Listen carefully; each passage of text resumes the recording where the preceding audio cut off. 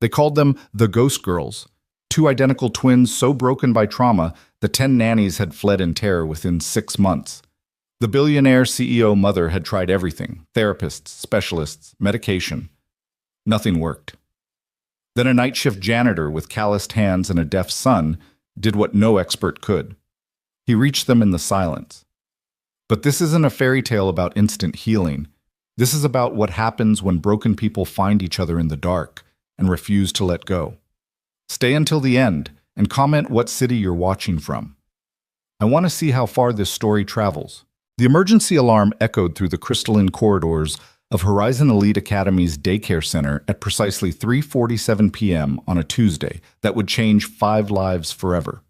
23 floors above Michigan Avenue, where Chicago's wealthy deposited their children like precious cargo, chaos had become routine in room 12. Noah Carter heard the screaming before he saw it. He'd been pushing his janitor's cart down the west hallway, the wheels squeaking against imported Italian marble that cost more per square foot than his entire month's rent. The afternoon sun slanted through floor-to-ceiling windows, painting everything in shades of amber and gold that felt almost mocking in their beauty. His shift didn't officially start for another 2 hours, but he'd come early. He always came early. Anything to avoid the empty apartment where his wife's absence still occupied every room like a ghost he couldn't exorcise. The voice that shattered the corporate serenity belonged to Sandra Kowalski, the 9th nanny in 6 months, and she wasn't just yelling, she was shrieking. "I'm done! You hear me? Done with this insanity!" Noah's first instinct was to keep walking. Rule number 1 of being invisible staff in a building full of people who looked through you: don't get involved. He'd perfected the art over 8 months of night shifts, head down, earbuds in even when the music wasn't playing, exist in the spaces between their notice. The maintenance supervisor, Marcus, had warned him on day 1. These people got more money than God and less patience than a toddler on a sugar crash. You see drama? You become a ghost. You understand me, Carter? He'd understood. He'd needed this job too desperately to risk it, but something made him stop that afternoon. Maybe it was the particular pitch of Sandra's fury, not anger exactly, but fear wrapped in indignation. Maybe it was the silence that followed, thick and suffocating. Or maybe it was just that he'd become too familiar with the sound of adults failing children, and his body moved before his mind could stop it. Noah left his cart by the wall and approached room 12's doorway, staying just outside the frame. The scene inside looked like the aftermath of a small, localized tornado. Toys scattered across the floor like shrapnel. Overturned chairs, a bookshelf emptied of its contents, picture books spread open like broken wings. In the far corner, behind an overturned play kitchen, 2 identical little girls sat with their backs pressed against the wall, so motionless they could have been photographs. 4 years old, maybe 5. Dark curly hair pulled into identical ponytails. Identical dresses, navy blue with white collars. Identical expressions of absolute terrifying blankness. Sandra stood in the center of the destruction, her designer bag already on her shoulder, her carefully applied makeup now streaked with tears of frustration. She was pointing at the girls with a shaking hand, her voice cracking. "You want to know what's wrong with them? Everything. They don't talk, they don't play, they don't cry. They just stare. Like they're not even human. Like they're watching you, judging you, planning something." She cut herself off, pressing her hand to her mouth. "I can't. I have a master's degree in early childhood development. I've worked with special needs kids, troubled kids, kids from war zones, but these two?" She laughed, a brittle sound that had no humor in it. "These two are wrong. Something's fundamentally wrong with them." One of the center's administrators, a thin woman named Patricia with a permanent frown line between her eyebrows, stood near the door wringing her hands. "Sandra, please, if you could just—" "No." Sandra cut her off. "No more, just give it time. No more they're processing trauma.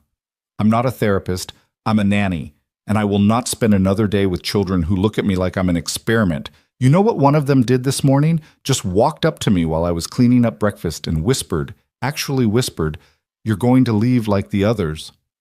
What 4-year-old says that? What kind of mother raises children who—" "That's enough." Patricia's voice went cold. "You're speaking about Mr. Rivers's daughters." The name dropped like a stone into deep water. Mr. Elias Rivers, or rather, his widow, CEO Victoria Rivers, who'd taken over Rivers Global Technologies 18 months ago when her husband's helicopter went down in Lake Michigan. 32 years old, billionaire, one of Forbes' most powerful women under 40, and by all accounts, a mother who'd tried everything medical science and unlimited resources could provide to help her daughters recover from watching their father die. Nothing had worked. Sandra grabbed her bag tighter. I don't care whose children they are. I'm not equipped for this. Find someone else. Find 10 someone else's. See if they last longer than I did. She pushed past Patricia, past Noah, didn't even register his presence, and disappeared down the hallway, her heels clicking a frantic rhythm against the marble. Silence rushed in to fill the space she'd vacated. Patricia turned to the girls, and Noah watched her face cycle through frustration, pity, and finally resignation. Eleanor, Luna, you cannot keep doing this. You cannot keep making the caregivers leave. Your mother is... She stopped, shoulders sagging. Your mother is trying so hard.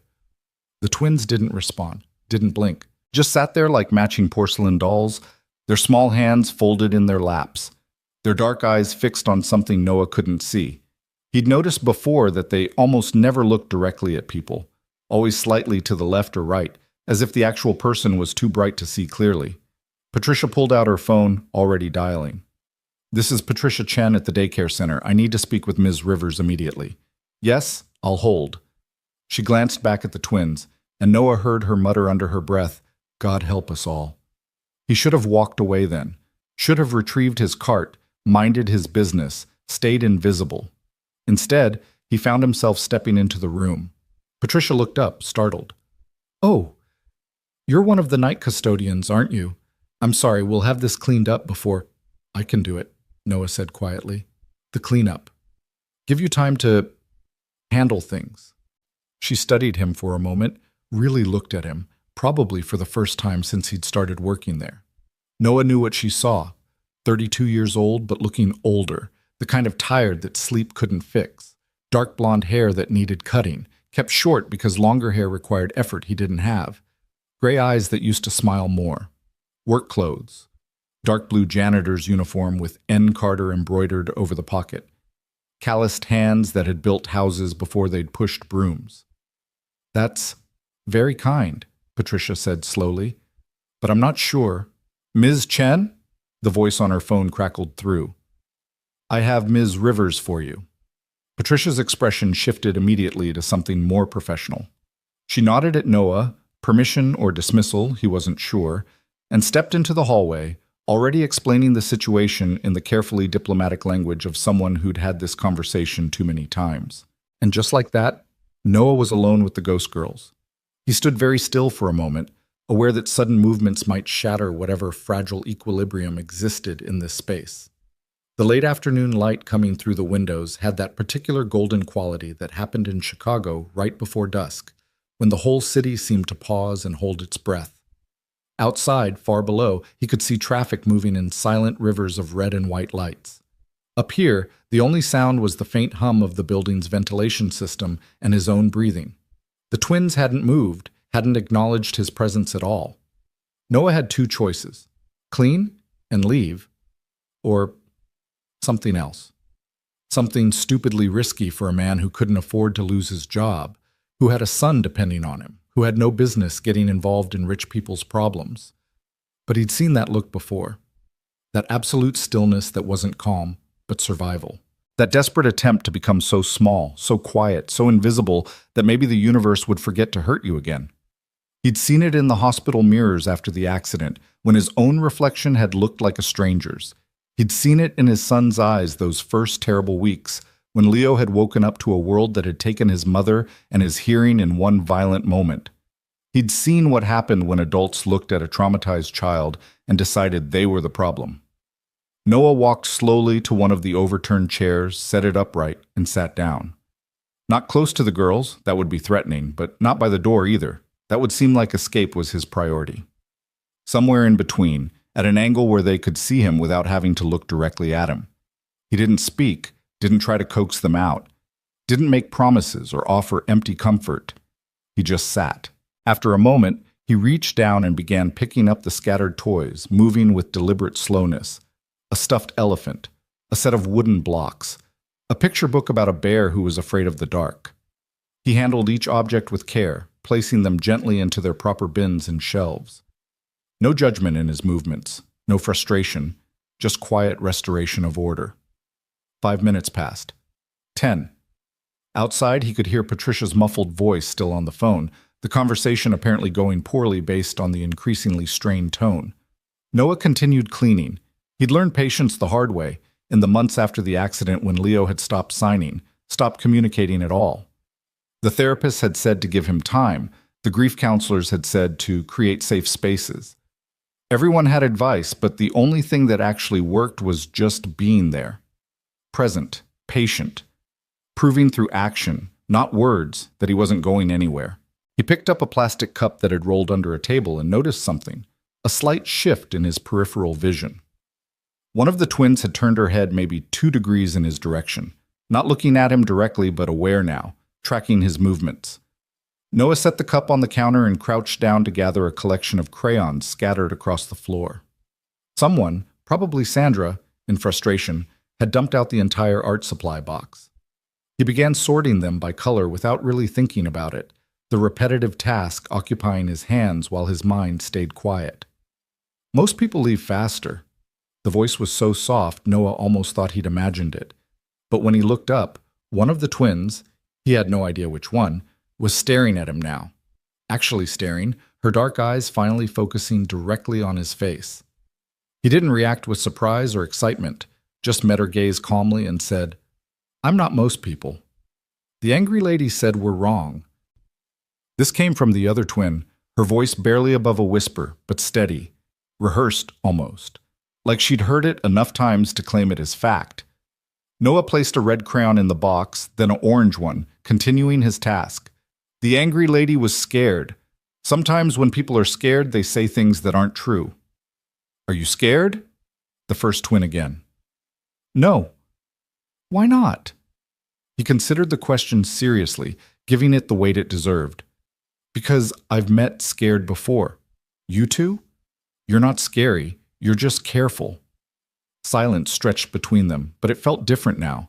Less like a wall and more like a space they were all learning to exist in together. "I'm Eleanor," one of them said finally. "But people call me Ellie. That's Luna." She pointed to her sister. "I'm Noah." He held up the blue crayon he'd just picked up. "This your favorite color?" Ellie shook her head. Luna raised her hand slightly, a tiny gesture. Noah tossed the crayon gently toward Luna. It landed a foot away from her, close enough to reach without threatening her space. She looked at it for a long moment, then slowly picked it up, her small fingers wrapping around it like it was something precious. "My son likes blue too," Noah said conversationally, continuing to sort crayons. "Says it's the quietest color." "Quietest?" Ellie's head tilted slightly. "Colors aren't loud or quiet." "Maybe not for you. For him they are." Noah paused, then decided to offer something true. "He's deaf, lost his hearing in an accident.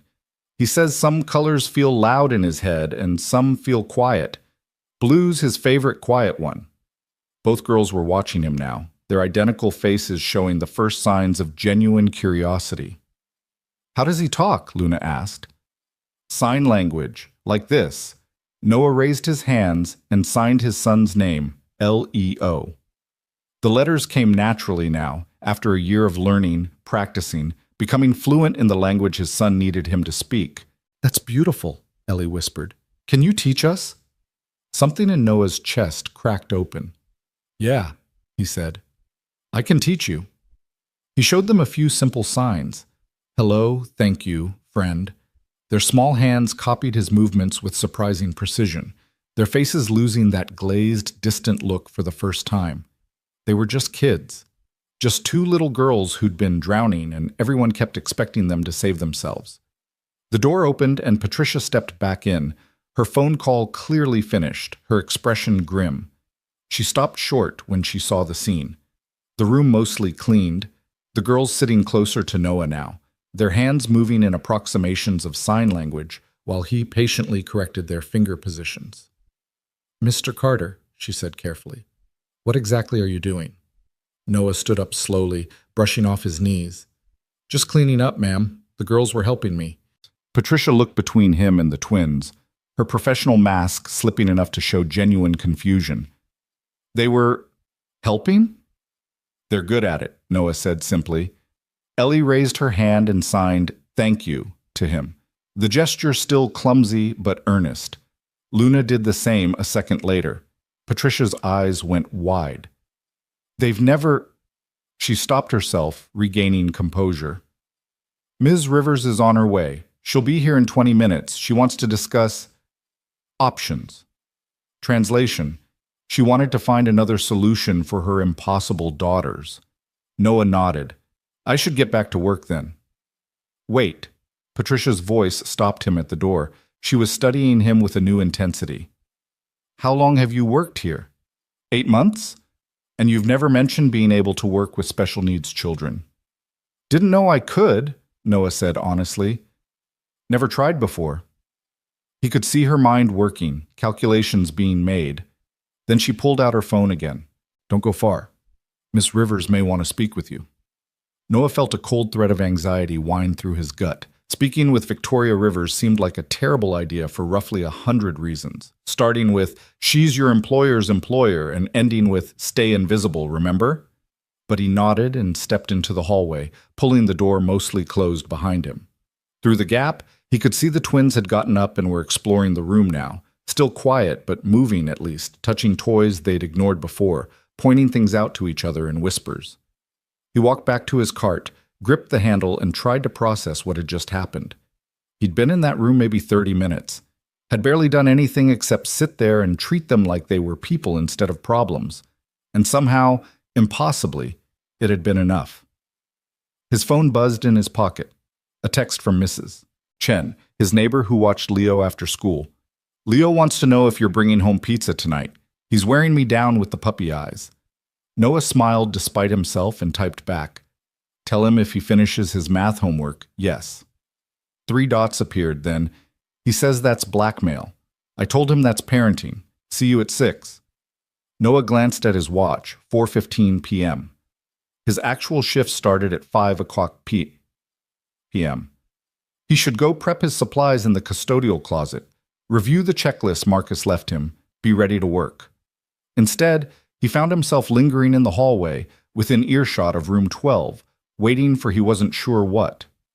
Other staff members passed by, a few teachers heading home, an administrator carrying files. They nodded at him, the bare minimum of acknowledgement, and kept walking. The invisible man in the blue uniform, he'd gotten used to it. After the accident, when his whole life had exploded and reassembled into something he barely recognized, he'd actually welcomed the anonymity. At his old job, he'd been Noah Carter, master carpenter, the guy who could build anything if you gave him time and good wood. People knew him, respected him. But after the accident, after Emily died and Leo lost his hearing and Noah lost his ability to hold a hammer without shaking, that respect had started feeling like pressure, like everyone was watching to see if he'd fall apart. So he'd walked away from carpentry, taken the night janitor job because it paid enough to keep them afloat and required almost no human interaction. Perfect for a man who'd forgotten how to be around people who weren't grieving. But standing in that hallway, thinking about those 2 little girls and their matching expressions of desperate hope when he'd signed to them, for the first time in a year, he felt something other than the dull ache of survival. He felt useful. The elevator down the hall dinged. The doors opened and a woman stepped out, moving like a controlled storm, all-purpose, and barely contained energy despite the elegant navy suit and heels that probably cost more than Noah's car. Victoria Rivers didn't look like the magazine photos he'd seen posted in the building's lobby. Those showed someone polished, powerful, smiling with white teeth that were probably veneered. This woman looked exhausted. She was beautiful in that way rich people often were, good bones and better maintenance, dark hair swept into a professional chignon, makeup that somehow made her look both flawless and severe. But her eyes, dark like her daughter's, had shadows underneath that no concealer could fully hide. She couldn't have been much past 30, but something about her carried the weight of someone much older. Patricia materialized from a side office and immediately fell into step beside her, speaking in low, urgent tones. Noah couldn't hear the conversation, but he could read body language well enough. Victoria's jaw was set, her hands gripping her designer bag like it was a lifeline. They disappeared into room 12. Noah stood frozen, debating with himself. Leave. This was not his business. These were not his kids. He was a janitor who'd had one good moment with two troubled children, and that didn't make him qualified for anything except pushing his cart to the next hallway. But then he heard Victoria's voice through the door, tight with controlled emotion. Show me. And Patricia's response. The janitor. I don't know how to explain it. They responded to him. Noah's feet were moving before his brain caught up. He knocked softly on the doorframe and stepped into view. All three women, Victoria, Patricia, and an assistant who'd apparently joined them, turned to look at him. The twins, who'd been playing quietly with blocks in the corner, looked up too. Luna's face brightened slightly. Ellie raised her hand and signed hello. Hello to him. Noah signed back automatically, then realized what he'd done when Victoria's sharp intake of breath cut through the room. You know sign language. It wasn't a question. Victoria's voice was cultured, controlled, but Noah heard the crack in it. You taught them. Just a few words, ma'am. Show me. Victoria crossed the room in 4 strides and stood in front of him, her eyes intense enough that Noah had to resist the urge to step back. Up close, he could see she'd been crying recently, the faint redness around her eyes that even expensive makeup couldn't quite hide. Show me what you taught them. Noah looked past her to the twins. They were watching their mother with an expression he recognized, wariness mixed with desperate hope, like they wanted to reach out but had learned it hurt too much when people didn't reach back. He signed to them, "Want to show your mom what you learned?" Ellie and Luna exchanged glances, some silent twin communication passing between them. Then, slowly, they stood up and walked over. Not to their mother, not quite, but close enough that when they raised their hands and signed hello and thank you and friend, Victoria could see every gesture clearly.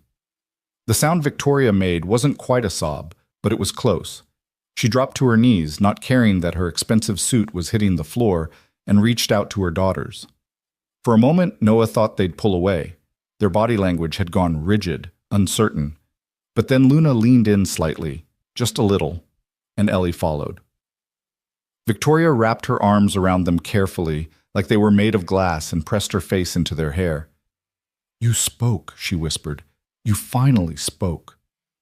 "They didn't speak, ma'am," Noah said quietly. "They signed. It's different." Victoria looked up at him over her daughters' heads, mascara now definitely smudged, and Noah saw something in her face that made his chest tight. Naked gratitude mixed with devastation, because she was realizing right there in real time that a stranger had reached her children in 30 minutes when she'd been trying for 18 months. "Who are you?" she asked. "Noah Carter, night custodian. I don't care what you work. I care that my daughters responded to you when they won't respond to anyone else." She stood up, keeping one hand on each twin's shoulder. "Do you have children?" "A son, Leo. He's 7. "And he's deaf?" "Yes, ma'am." Victoria's mind was clearly racing, plans forming behind her eyes. "I want to hire you." Noah blinked. "Ma'am, I already work here. For the building maintenance. No, I want to hire you specifically. For Eleanor and Luna." She was speaking faster now, the way people with resources spoke when they identified a problem and started throwing money at solutions. "Whatever you're making now, I'll triple it. You'll be their full-time caregiver. I'll arrange everything with building management. Ms. Rivers." Noah's voice came out firmer than he intended. Both Patricia and the assistant looked shocked that he'd interrupted her, but he pressed on. "I appreciate the offer, but I can't. Can't or won't. Both." He chose his words carefully. "I don't have training for this. I'm not a nanny or a therapist. I just cleaned up toys and was patient. That's not worth tripling anyone's salary." "You're wrong." Victoria's voice went sharp. "Do you know how many professionals I've hired? How much money I've spent on specialists who have every certification and credential imaginable? None of them could do what you just did. None of them saw my daughters as anything except a problem to solve." The twins were watching this exchange with wide eyes, their hands still making small signing motions to each other. their own private language forming already. Noah ran a hand through his hair, feeling the weight of this decision pressing down on him. I have a son who needs me. My shift ends at 2 a.m. I need to be there when he wakes up, get him to school, make sure. Bring him. Victoria said it like it was obvious. Bring your son. Let the children learn together. I'll hire you both if that's what it takes. Miss Rivers, please. The word came out raw, stripped of all her CEO polish. I've watched my daughters disappear for 18 months. I've tried everything. Today is the first time I've seen them look alive since their father died. If you can do that, if there's even a chance you can keep doing that, I'm begging you to try. Noah looked at the twins, really looked at them. Ellie had moved closer to him during the conversation, her small hand now resting on his knee like he was something solid she could lean on. Luna was signing friend over and over, the motion almost compulsive. He thought about Leo, waiting at home, probably already starting his homework because he was a good kid who knew his dad needed him to be. He thought about their tiny apartment with the leaky faucet Noah kept meaning to fix. He thought about the night shifts that paid just enough to keep them fed and clothed, but left him hollowed out and exhausted, unable to give Leo the attention he deserved. He thought about Emily and what she would have said. She'd always been the brave one, the one who said yes to hard things because they mattered. 2 weeks, Noah heard himself say. Trial period. If it doesn't work, we go back to how things were. No hard feelings. Victoria's relief was palpable. 2 weeks. Yes. Whatever you need. And I wanted in writing that my main job is still with building maintenance. I'm not losing that security if this falls apart. Done. And Leo comes with me. Non-negotiable. I already said yes to that. Noah took a deep breath. Then I guess we have a deal, Ms. Rivers. Victoria, she corrected, sticking out her hand. If you're going to help save my daughters, you're going to call me Victoria. Her grip was firm, determined. The handshake of someone used to closing deals and moving forward. Noah's hand was rough with calluses, marked by years of physical labor. When they shook, it felt less like an agreement and more like a pact, something neither of them fully understood yet, but both knew would change everything. Patricia was already on her phone, presumably rearranging schedules and contracts. The assistant was taking notes. Victoria was talking about logistics, schedules, compensation packages. And the twins? They'd gone back to their corner, but now they were building something with the blocks instead of just sitting. Still quiet, still careful, but present in a way they hadn't been an hour ago. Noah's phone buzzed again. Mrs. Chen. Leo says he's done with his homework and wants extra cheese. I told him to dream big. He typed back, tell him we're going to be dreaming pretty big for a while. Then he looked up at Victoria, at Patricia, at this whole impossible situation he'd just walked into and wondered what the hell he'd just agreed to.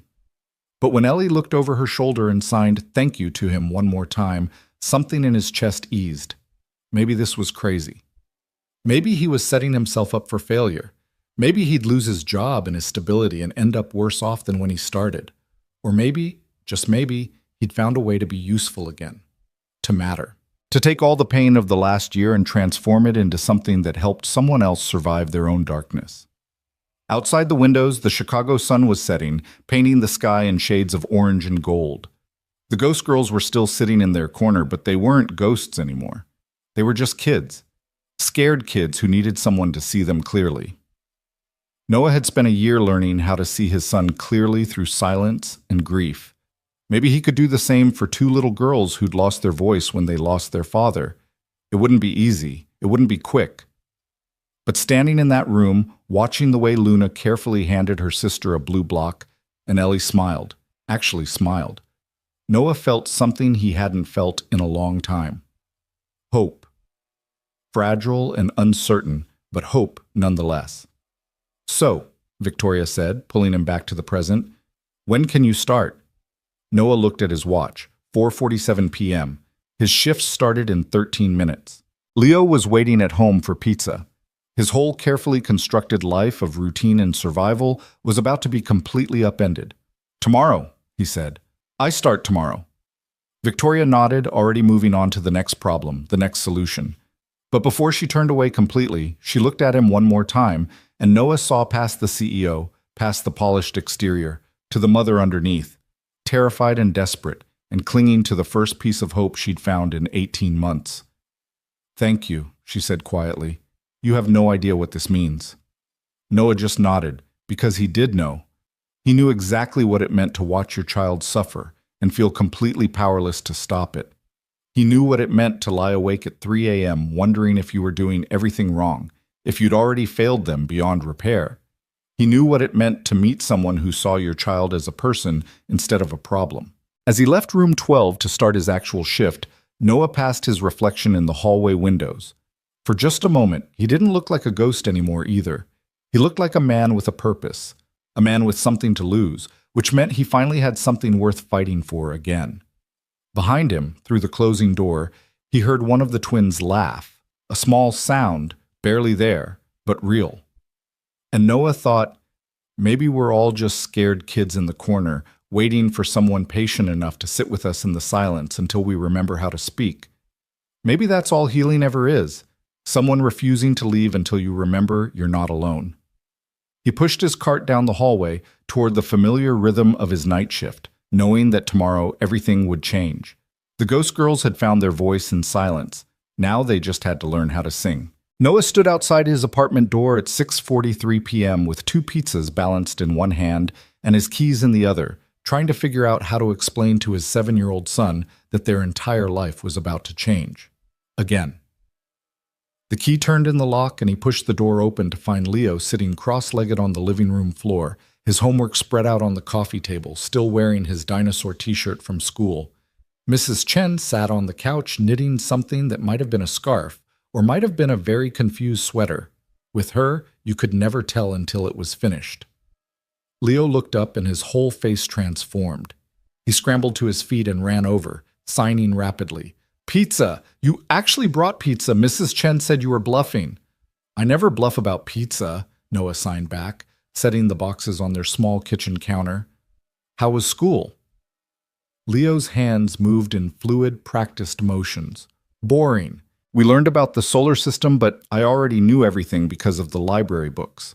Tommy Richards said deaf people can't be astronauts, but I told him that's stupid because space is already silent." Noah felt his chest tighten with pride. A year ago, Leo hadn't been signing at all, hadn't been communicating, had just existed in this hollow space where grief lived. Now here he was, arguing about astronauts and defending himself with the fierce logic of a 7-year-old who'd learned too early that the world wasn't always fair. Mrs. Chen stood up, gathering her knitting into an impossibly large bag that seemed to function as a portable everything drawer. He did all his homework without complaint, which means either he's getting mature or he really wanted that pizza. She switched from signing to speaking, addressing Noah directly. "You look different. Something happened at work?" Noah hesitated. Mrs. Chen was 67, had lived in the apartment next door for 30 years, and had appointed herself Leo's honorary grandmother the day they'd moved in. She'd watched Leo every day after school for 8 months, refusing to take more than a token payment, saying her own grandchildren lived in Seattle, and she missed having little ones around. She'd earned the right to honesty. "Something happened," he admitted. "I need to talk to Leo about it. Big stuff." Her eyebrows rose, but she didn't push. "Well, you know where I am if you need anything. Leo, sweetheart," she signed as she spoke. "You be good for your papa, okay?" Leo signed back. "I'm always good." "You're always something," she corrected with a smile and let herself out. The door closed, and suddenly it was just the two of them in their small apartment with its threadbare furniture and walls that needed repainting and the life they'd built from the wreckage of before. Noah grabbed 2 plates, served up slices, and joined Leo at the coffee table. They ate in comfortable silence for a few minutes. Leo had learned to read his father's moods well, too well probably, and could tell when Noah needed a moment to organize his thoughts. The kid was 7, going on 40 sometimes. Finally, Noah set down his pizza and signed, "I need to tell you about something that happened today, something that's going to change things for us." Leo's hands stilled mid-bite. His eyes went cautious. Changes had never been good in his short life. Changes meant hospital rooms and funerals and learning to navigate a world that had suddenly gone silent. "Good change," Noah added quickly. "At least, I think it's good." But I need to know what you think. He explained it as simply as he could. The two little girls, the signing, the mother who was desperate, the offer to help. He left out the parts about wealth and billionaires because that didn't matter. What mattered was that there were kids who needed help, and Noah thought maybe he could provide it. So they're like me? Leo signed when Noah finished. The girls, they can't talk. They can talk, Noah corrected. They just don't want to. They're scared. Something bad happened to their dad and they kind of shut down, stopped letting people in. Leo considered this seriously, his young face thoughtful. Like I did, after Mom. Noah's throat went tight. They didn't talk about Emily often. It still hurt too much, the wound too fresh even after a year. But Leo's matter-of-fact acknowledgement of his own trauma was both heartbreaking and hopeful. Yeah, Noah signed, like you did. And remember how the therapist kept trying to make you talk about feelings, and it just made you more shut down. But then when we learned to sign, when we found a way to communicate that felt safer, I came back, Leo finished. His hands moved slowly now, processing. So you're going to teach them to sign? Like you taught me? I'm going to try. But here's the thing, the really big thing. Their mom wants you to come too, wants you to meet them, spend time with them. She thinks maybe having another kid around who understands what it's like to lose something big, maybe that would help. Leo's expression cycled through several emotions too quickly for Noah to track. Uncertainty, curiosity, fear. And then, unexpectedly, something that looked like excitement. Would I still go to my school? He signed. Yes, this would be after school, and some days we'd all be together, you, me, and the girls. Like I don't know, like a team, maybe. What are their names? Eleanor and Luna. They're 4 years old. They're twins. Twins, Leo repeated, his fingers forming the sign with wonder. Like in that book about the sisters who solve mysteries? Maybe. I don't know them well enough yet to know if they solve mysteries. Leo picked up another slice of pizza but didn't eat it, just held it while his mind worked. Noah waited, letting his son process. This was Leo's decision too. If he wasn't comfortable, Noah would figure out something else. Finally, Leo looked up and signed, Are they nice? I think so. They're scared right now, so they're very quiet, but one of them held my hand before I left. I think underneath the scared, they're probably very nice. Did you tell them about Mom? The question caught Noah off guard. A little. I told them I understood what it felt like when someone you love disappears. Leo nodded slowly. Then, okay, I'll meet them. But Papa. His hands moved firmly. If they're mean to me because I'm deaf, we leave. Deal? Deal. But Leo, they won't be mean, I promise. You can't promise that. Tommy Richards is mean and you didn't know he would be. Fair point. Noah reached across the table and squeezed his son's shoulder. You're right, I can't promise. But I can promise that if anyone is ever mean to you about anything, we deal with it together. That's what teams do. Leo smiled then, a real smile that crinkled the corners of his eyes the way Emily's used to. Okay, Team Carter. Team Carter, Noah agreed. They finished their pizza and Leo went to brush his teeth while Noah cleaned up. As he wiped down the counter, his phone buzzed with an email notification. Subject line, Employment Agreement, Confidential. Noah opened it to find a contract from Rivers Global Technologies. He scrolled through the legal language, his eyes catching on numbers that made his stomach drop. The salary Victoria was offering was more than 3 times what he made as a janitor. The benefits package included health insurance that would actually cover Leo's therapy appointments. There was a clause about flexible scheduling, another about professional development opportunities. It was too good. Noah had learned that lesson early in life. If something seemed too good to be true, it usually was. There had to be a catch somewhere in these pages of legal text. He was still reading when Leo emerged from the bathroom in his pajamas, hair damp from washing his face. The kid climbed onto the couch and patted the seat next to him, their nightly ritual. Noah joined him and Leo immediately curled into his side, small and warm, and everything that mattered in Noah's world. Story? Leo signed. Noah thought for a moment, then began signing a story he'd told before, but that bore repeating. Once there was a boy who lived in a kingdom where everyone spoke so loudly that the ground shook. The boy didn't speak like that. He spoke in whispers that only special people could hear. At first he thought this made him broken, but then he met a wizard who said, "You're not broken, you just speak a different language. And different languages can say things that loud voices never could." Leo's eyes were already drooping, but he signed, "What did the whispers say?" They said the things that mattered most. Truth, kindness, bravery, all the things that don't need volume to be powerful. "That's a good story, Papa." "Yeah," Noah agreed, holding his son closer. "It is." Leo fell asleep within minutes, his breathing evening out into the soft rhythm of childhood rest. Noah stayed there on the couch, his son in his arms, staring at the contract still open on his phone, and wondering if he was making the biggest mistake of his life or the best decision. Tomorrow, he'd find out. The next morning arrived too quickly and with too much coffee required. Noah got Leo up, fed, dressed, and out the door to catch the school bus by 7:30 a.m. Then he returned to the apartment, showered, put on the cleanest of his work uniforms, and tried to convince himself that he looked like someone qualified to help traumatized children. The mirror wasn't cooperating with that narrative. His phone rang at 8:15 a.m., Victoria Rivers, calling from a number that had probably never dialed a janitor before yesterday. "Mr. Carter, good morning.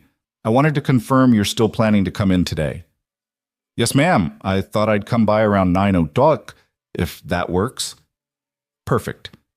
Come to the executive floor, 25th. Tell security you're meeting me. We'll go over expectations, and you can spend some time with Eleanor and Luna before their occupational therapy appointment at 11 o'clock. They have OT? Twice a week. They also have speech therapy on Mondays and Wednesdays, play therapy on Thursdays, and sessions with a child psychologist every other Friday. Their schedules are extensive." Noah heard the exhaustion in her voice, the weight of a mother who'd tried everything medical intervention could offer and watched it all fail. "And none of it's working," he said quietly. A long pause. "No, none of it's working. That's why you're here, Mr. Carter." "Noah," he corrected. "If I'm going to work with your daughters, you should call me Noah." "Then I'm Victoria. Not Miss Rivers, not ma'am. Just Victoria." "Okay, Victoria. I'll see you at 9 o'clock. He hung up and looked around his apartment one more time, really looked at it. The small space that had been their refuge for the past 8 months, the couch where he'd held Leo through nightmares, the kitchen where they'd learned to cook simple meals together, the corner where Leo did his homework every afternoon. This felt like the last morning of before. Tomorrow would be after, and there was no way to know yet if after would be better or worse. Noah grabbed his keys, locked the door behind him, and headed for the L train that would take him back to the building where his life had split into 2 paths yesterday afternoon. The executive floor of Rivers Global Technologies looked nothing like the building's daycare center. Where the childcare space was all primary colors and soft edges, this was steel and glass and the kind of modern minimalism that probably cost a fortune to achieve. Noah stepped off the elevator and immediately felt out of place in his janitor's uniform among the suited executives and clicking heels. A young woman in a sharp blazer approached him immediately. "Mr. Carter?" "I'm Jennifer, Ms. Rivers' assistant. She's expecting you. This way, please." She led him through a maze of glass-walled offices and open workspaces where people typed on computers that probably cost more than Noah's monthly rent. A few heads turned as they passed. The janitor being escorted through the executive suite was apparently noteworthy, but Jennifer moved with the kind of purpose that discouraged questions. They stopped at a corner office with floor-to-ceiling windows overlooking Lake Michigan. The view was stunning. Boats on the water, the city sprawling in every direction, the sky that particular shade of blue that only happened in Chicago mornings.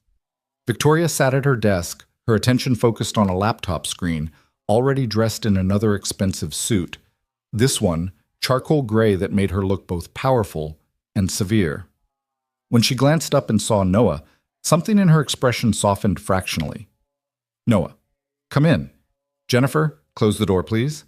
The door clicked shut, and suddenly it was just the two of them in this space that screamed success and money and a world Noah had never inhabited. "Sit," Victoria said, gesturing to one of the leather chairs across from her desk. We should talk before you meet with the girls. Noah sat, trying not to think about how much his uniform contrasted with the expensive furniture. Victoria pulled off her reading glasses and studied him for a long moment. I want to be very clear about something, she began. I'm hiring you because yesterday my daughters showed the first signs of responsiveness they've had in 18 months. But I need you to understand, I'm desperate, not delusional. I don't expect you to magically fix them in 2 weeks. I don't expect miracles. Then what do you expect? Noah asked. Progress. Any progress. Something that proves we're moving in the right direction instead of watching them disappear further into themselves. She leaned forward, her hands clasped on the desk. Tell me about your son, about what worked for him. Noah took a breath, organizing his thoughts. After the accident, Leo shut down completely, stopped communicating. The doctor said it was a combination of the physical trauma, losing his hearing, and the psychological trauma of losing his mother. They wanted to start intensive therapy immediately, speech therapy, psychological intervention, the works. What did you do? Nothing. For about 2 weeks, I did nothing except be there. I learned sign language as fast as I could, but I didn't push him to use it. I just signed everything I was doing, everything I was thinking, made it available without making it required. Victoria nodded slowly. And then? Then one morning I was making breakfast and he came into the kitchen and signed, hungry. Just that one word.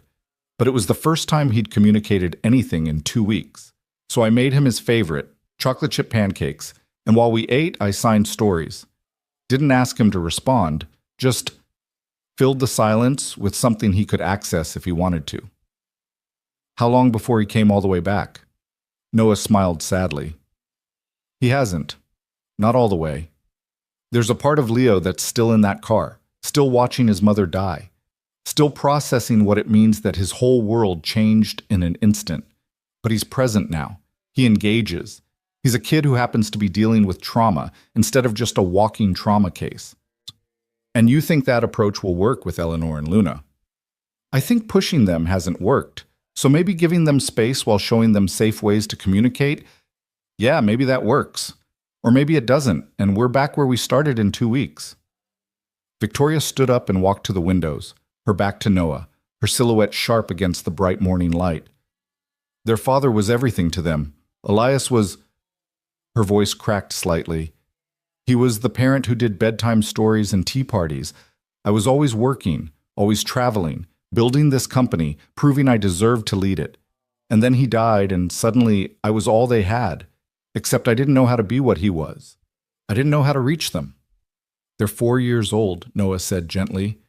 They don't need you to be him. They need you to be present, to see them. Victoria turned back to face him, and Noah saw tears threatening at the corners of her eyes that she was visibly fighting to contain. I hired 14 therapists. 14. I flew in specialists from London and California. I read every book on childhood trauma. I did everything except... She stopped, swallowing hard.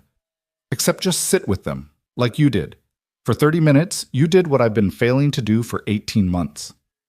You weren't failing, Noah said firmly. You were trying to save them the only way you knew how, with resources and experts and solutions. There's no shame in that. But it didn't work. No, it didn't. So now we try something else. Victoria wiped at her eyes impatiently, recomposing herself with visible effort. The girls are in a private room down the hall. I cleared my morning schedule. I want to observe today, see how you interact with them. Is that acceptable? It's your morning to clear, Noah said. But yeah, that's fine. She grabbed her phone and a leather portfolio, then paused at the door. Noah, thank you for saying yes, for being willing to try when you had every reason to just walk away. Noah stood, following her out of the office. I've been where you are, desperate for someone to help your kid and finding nothing but closed doors. I won't promise I can fix this, but I promise I'll try. They walked together through the executive suite, down a hallway, to a room that had clearly been converted into something between a playroom and a home classroom.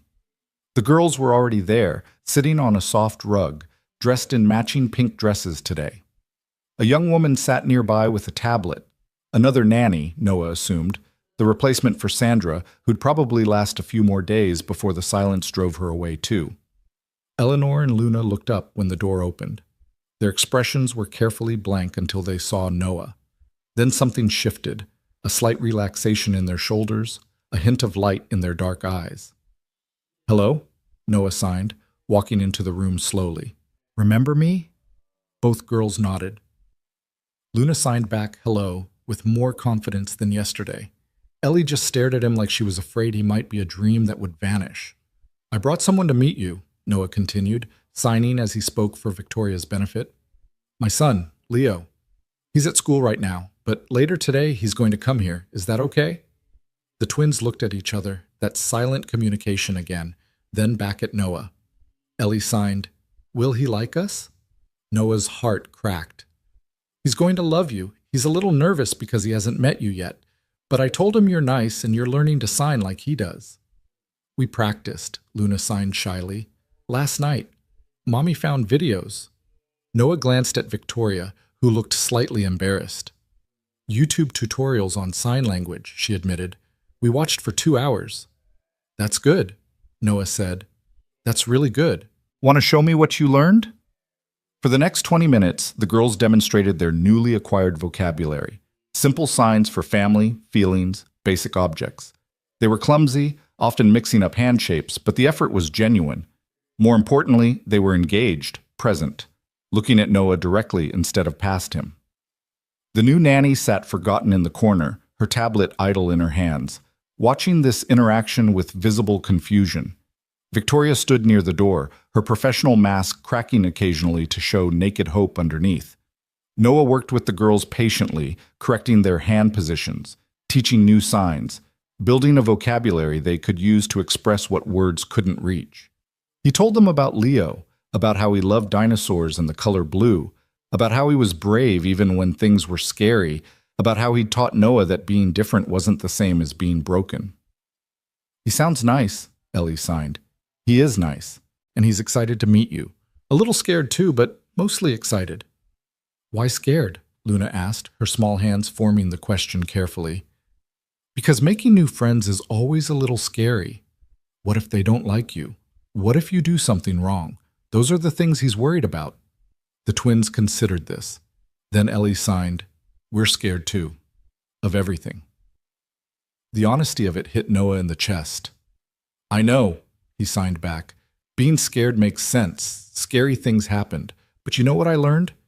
It's okay to be scared as long as you don't let being scared stop you from trying."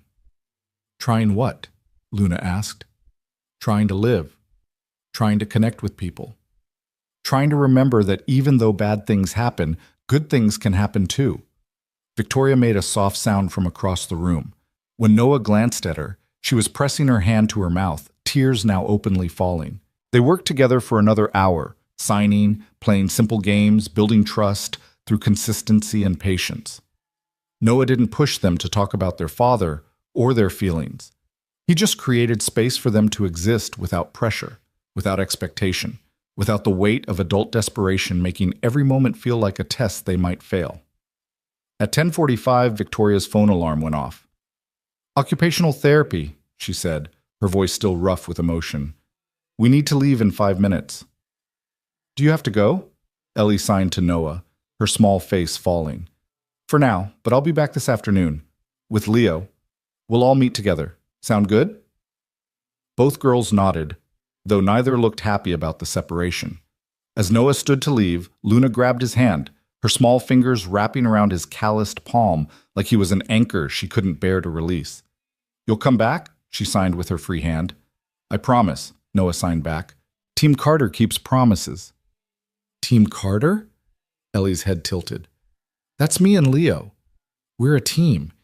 And maybe, if you want, you could be on our team too." The girls' faces transformed with something Noah hadn't seen yet. Joy. Pure, unguarded, childlike joy. "We want that," they signed together, their movements synchronized. "We want to be on Team Carter."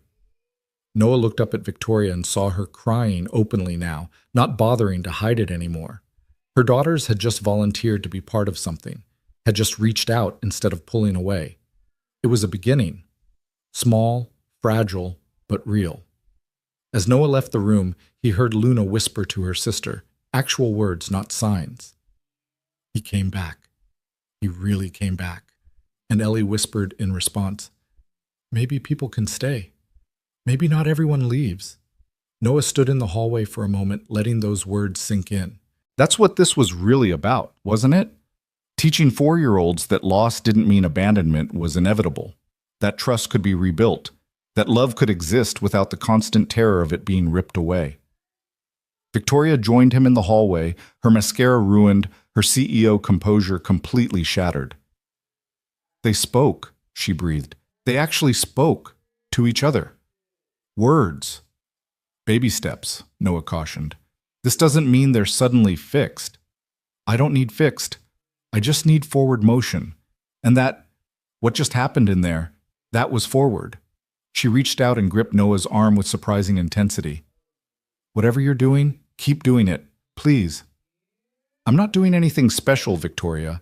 I'm just showing up. No, she said firmly. You're seeing them.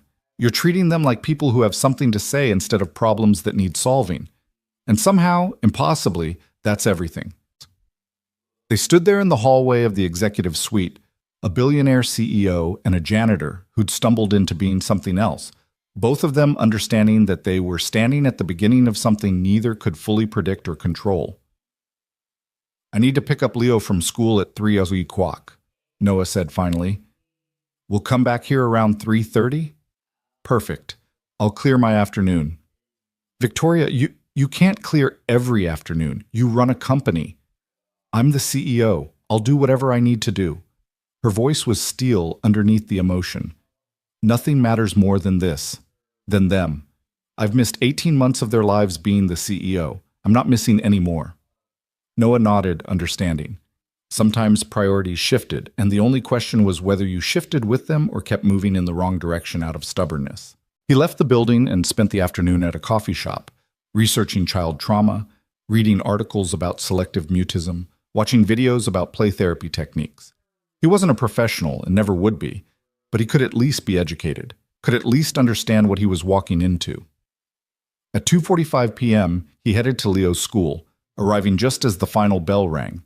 Kids poured out in the chaotic wave of after-school energy, shouting, running, existing at volumes that must have been exhausting. Leo emerged near the back of the crowd, moving more carefully, his eyes scanning for Noah the way he always did. When he spotted his father, his whole face lit up, and he ran over, backpack bouncing. How was your day? Noah signed. Good. I told my teacher about meeting the twins, and she said I should draw them pictures. So I did. During free time. Want to see? Leo pulled out 3 crayon drawings from his backpack. One showed 2 girls holding hands under a smiling sun. Another showed all 4 of them, Noah, Leo, Ellie, and Luna, standing together. The third was more abstract, blue waves and a moon that Leo had labeled carefully in his best 7-year-old handwriting. For Luna because Noah said she likes the moon. These are perfect, Noah signed. They're going to love them. Are we going there now to meet them? Leo's hands moved quickly, excitement and nervousness warring in his expression. Yeah, buddy, we're going now. You ready? Leo took a deep breath, squared his small shoulders in a gesture Noah recognized. Pure bravery from someone who'd learned courage wasn't the absence of fear, but the decision to move forward anyway, and signed, Ready. They took the train back to the building together, Leo clutching his drawings, Noah trying not to let his own nervousness show. This mattered. If Leo and the twins didn't connect, if something went wrong, the whole fragile structure they'd started building would collapse. Victoria met them in the lobby, having apparently abandoned her office entirely for the afternoon. She'd changed out of her severe suit into dark jeans and a soft sweater, still expensive, but more approachable. More like a mother than a CEO. You must be Leo, she signed, her movements careful but comprehensible. She'd been practicing. Leo's eyes went wide. You know how to sign. I'm learning. Your dad is teaching me. Well, technically, YouTube is teaching me, but he's helping. Leo giggled, actual sound, rare for him but always precious when it happened, and signed, YouTube teaches everything. I learned about space from YouTube. Then you and I will get along perfectly, Victoria signed back. Ready to meet Eleanor and Luna? Leo nodded, gripping Noah's hand tighter. They rode the elevator up in silence, the numbers climbing, everyone lost in their own nervousness. When the doors opened on the 25th floor, Victoria led them down the hallway to a different room this time. Larger, brighter, with windows overlooking the city. The twins sat on beanbags by the window, dressed now in comfortable clothes instead of fancy dresses, their hair down from its usual tight ponytails. They looked more like regular kids and less like matched dolls. When they saw Noah, they jumped up immediately. When they saw Leo, they froze. For a long moment, nobody moved. 4 children in a room full of adult hope and expectation, all of them trying to figure out how to bridge the gap between stranger and friend. Then Leo stepped forward and signed, "Hi, I'm Leo. I brought you drawings." He held out the papers with both hands, an offering. Ellie and Luna approached slowly, taking the drawings with reverent care. They studied each one, their expressions softening. "Thank you," Ellie signed. "They're beautiful," Luna added. Leo beamed. Then he signed, "Want to see something cool? Watch this." He moved his hands in a complex series of movements, the sign for friend combined with the sign for brave, and something else Noah had taught him that meant people who are scared together but stay anyway. The twins watched, mesmerized. "What does that mean?" Ellie asked. "It means we're a team now," Leo signed. "Papa told me about Team Carter. I made up a special sign for it. Want to learn?" For the next 2 hours, Noah and Victoria watched their children build something that looked like friendship. Leo taught the twins his special signs. They showed him their favorite toys. They sat together on the floor and drew pictures. Leo's dinosaurs mixing with Ellie's flowers and Luna's stars. They didn't talk much with voices, but their hands never stopped moving, creating a conversation that needed no sound to carry meaning. At one point, Luna signed to Leo, "Are you sad that you can't hear?" Noah tensed, waiting for Leo's reaction. But his son just signed back honestly. "Sometimes. Mostly, I'm sad I can't remember my mom's voice. But being deaf isn't the sad part. The sad part is that she's gone." "Our dad is gone too," Ellie signed. "I know," Leo signed back. "That's why we understand each other. We're the people who lost someone important." The 4 children sat together then in a silence that felt less like absence and more like understanding. They didn't need words to communicate grief. It existed in the space between them, acknowledged and shared. Victoria reached over and gripped Noah's hand, squeezing hard. When he glanced at her, she was crying again, seemed to be her primary state these days, but smiling too. "They're going to be okay," she whispered. "All of them. They're going to figure out how to be okay together." "Yeah," Noah agreed. "I think they are." As the sun set outside the windows, painting Chicago in shades of orange and gold, Team Carter expanded from 2 to 4. 3 children who'd learned too young that the world could be cruel and unforgiving, and 1 man who'd learned that sometimes healing came not from experts or therapy or money, but from people willing to sit in the dark together and wait for light. The ghost girls were learning to speak again, and Leo was learning that being different could be a gift if you found the right people to share it with. Noah thought about the small wooden fish sitting on his workbench at home, the first carving he'd made in a year, created for 2 little girls he barely knew. Tomorrow he'd bring it. Tomorrow he'd start carving new things, birds and stars and hearts and whatever else they needed to hold on to. Because sometimes love was loud and obvious, but sometimes it was quiet. Sometimes it was carved carefully, patiently, until even broken things remembered how to be whole. 3 weeks later, Noah stood in his apartment at 6:00 a.m. with sawdust in his hair and a completed wooden bird in his hands, realizing that somewhere between the first carving and the 20th, his life had stopped feeling like survival and started feeling like living. The bird was for Ellie, who told him yesterday that she wanted to learn to fly. Not literally. She was 4, not delusional, but in the way that meant freedom. She'd signed it carefully, her small hands forming the words, "If I could fly, I could go anywhere. I wouldn't have to be scared anymore." Noah had stayed up past midnight, carving wings into the soft pine, getting the feathers just right, smoothing every edge until it was perfect. Because Ellie deserved perfect. They all did. Leo shuffled into the kitchen, still in his pajamas, rubbing sleep from his eyes. He'd taken to waking up early now that their days started at the Rivers building, wanting extra time to prepare his own surprises for the twins. This morning, he had a shoebox full of collected items: smooth rocks from the park, an interesting stick, 3 different types of leaves he'd pressed between book pages. More treasure for the treasure box? Noah signed, gesturing to Leo's collection. His son nodded enthusiastically. Luna said yesterday that treasures don't have to cost money. They just have to mean something. So I found things that mean adventure. He held up the stick. This one looks like a magic wand, and these rocks could be dragon eggs if you imagine hard enough. Noah felt his chest expand with pride. A year ago, Leo had barely been speaking. Now he was collecting dragon eggs for twin girls who'd adopted him as their unofficial older brother. Now he was creating magic out of sticks and stones and imagination. Get dressed, Noah signed. Victoria wants us there by 8 o'clock. She said something about a surprise. Good surprise or bad surprise? With Victoria, it's hard to tell until you're already in it.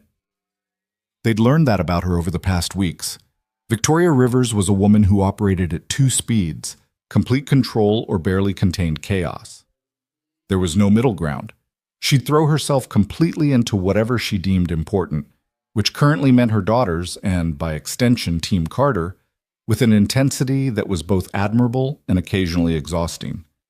Noah and Leo arrived at the building 45 minutes later to find Victoria waiting in the lobby, practically vibrating with nervous energy. She'd dressed down again, still expensive, everything she owned was expensive, but jeans and a sweater instead of her usual CEO armor. Her hair was in a ponytail instead of the severe chignon. She looked younger this way, less like a corporate warrior and more like what she actually was, a 32-year-old mother trying desperately not to fail her children. "You're early," she said, checking her watch. "Good. The girls are already upstairs and they're bursting with something they want to show you. Wouldn't tell me what. Just kept signing surprise over and over." "Should I be worried?" Noah asked. "Always," Victoria replied, but she was smiling. "But I think this is a good one." They rode the elevator up with Leo bouncing on his toes, his shoebox clutched to his chest. The doors opened on the 25th floor and they heard it immediately. Laughter. Real, genuine, childlike laughter echoing down the hallway. Noah and Victoria exchanged glances. 3 weeks ago, the twins had barely made sounds. Now they were laughing loud enough to hear from the elevator. They followed the sound to the main playroom and stopped in the doorway to witness something remarkable. Eleanor and Luna had built a blanket fort that took up half the room, chairs and couch cushions and sheets creating an elaborate structure. But that wasn't the surprising part. The surprising part was that they'd decorated the entire thing with drawings and signs they'd created themselves. Over the entrance hung a sheet of paper with careful crayon letters. Team Carter Secret Base. Inside the fort, visible through gaps in the blankets, were more drawings, pictures of all 4 of them. Pictures of the wooden carvings Noah had made, pictures of Leo's dinosaurs and Luna's moon, and Ellie's birds. "We made headquarters," Ellie signed excitedly, crawling out of the fort to greet them. "For the team, everyone needs headquarters." "Every good team does," Noah agreed, crouching down to her level. "Can I see inside?" Both twins grabbed his hands and pulled him toward the entrance. Leo followed without being asked, and Victoria hesitated only a moment before joining them. They all crawled into the fort together, 4 people and 3 children in a space barely big enough for 2, and it should have been cramped and uncomfortable. Instead, it felt like home. The twins had arranged all their treasures inside. Noah's carvings lined up carefully on a makeshift shelf. Leo's drawings taped to the blanket walls. Their collection of rocks and leaves and interesting things scattered around like precious artifacts. In the center was a flashlight pointed up at the blanket ceiling, creating a soft glow that made everything feel magical. "This is our safe place," Luna signed seriously. "When things are scary outside, we can come here, all of us together." "And nothing bad can get in," Ellie added, "because we're a team, and teams protect each other." Leo was staring at the space with wonder, his hands moving rapidly. "This is the best fort I've ever seen. Can we add some dinosaur guards for extra protection?" "Yes," both twins signed emphatically. For the next hour, they reinforced and expanded the fort, adding Leo's shoebox treasures to the collection, rearranging the layout to maximize space and comfort. Victoria contributed throw pillows from the couch and helped tape up more drawings. At some point, she'd stopped being the CEO who hired Noah and started being just Victoria, another person in the fort, another member of the team. Noah watched her sign to her daughters, watched the way they leaned into her now instead of pulling away, and saw the moment she realized it too. That something fundamental had shifted, that her children were looking at her again, really looking. "Mommy," Ellie signed. She'd taken to calling Victoria that more often now, the word less fraught than it had been. "Can we have fort time every day?" Victoria's eyes went bright with unshed tears, but she smiled. "Every single day," she signed back, "for as long as you want." "Forever then," Luna declared. "We want it forever." They emerged from the fort eventually because the real world still existed and had schedules to maintain. The twins had started attending a specialized preschool 3 mornings a week. Victoria's compromise between letting them heal and making sure they didn't fall too far behind academically. Today was one of those mornings. But as Noah helped them prepare, packing their small backpacks, making sure they had their lunch boxes, tying shoes that seemed impossible to keep tied, he noticed something different. They were talking, not just signing, but actually using their voices. Quiet still, barely above whispers, but words. "Do you think Miss Sarah will like my drawing?" Ellie asked out loud, holding up a picture she'd made of their fort. "She'll love it," Noah said, keeping his voice casual, even though his heart was racing. "It's beautiful." "Everything we make is beautiful," Luna said, matter-of-factly. "That's what Papa Noah says." She'd started calling him that 2 weeks ago, and Noah had neither discouraged it nor examined too closely why it made his throat tight every time. Victoria appeared in the doorway, dressed now in full CEO mode. Navy suit, heels, hair back in its severe style. The transformation was jarring. "Car's downstairs," she said. "I'll drop them at school on my way to the morning board meeting." "I can take them," Noah offered. "You don't have to—" "I want to," Victoria interrupted. "The board can wait 10 extra minutes." She crouched down to the twins' level, her expensive suit crinkling without care. "Ready for school, my loves?" Both girls nodded and went to hug her. Victoria wrapped her arms around them tightly, burying her face in their hair, and Noah saw her lips move in what might have been a prayer, or might have been thank you. When she stood, her makeup was slightly smudged, but her expression was fierce with love. "Leo," she signed to Noah's son, "you're okay here with your dad until pickup time?" Leo nodded. "We're going to build a dinosaur habitat for when the girls come back, so the dinosaur guards have a proper place to live." "That sounds perfect. Noah—" She turned to him. "Can we talk, quickly, before I go?" She led him out into the hallway while the 3 children debated the proper architectural requirements for dinosaur housing. Once they were alone, Victoria's CEO mask slipped, and Noah saw exhaustion underneath. "I have something to ask you," she said, "and feel free to say no.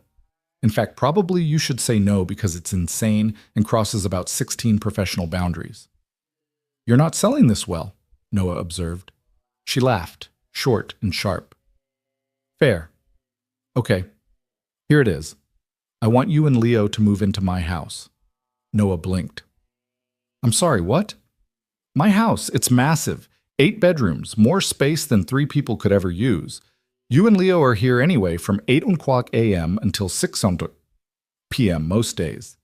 Then you go home to your apartment and get a few hours of sleep before starting the whole cycle again. You look exhausted, Noah. And Leo mentioned last week that he misses having dinner with you because you're always so tired."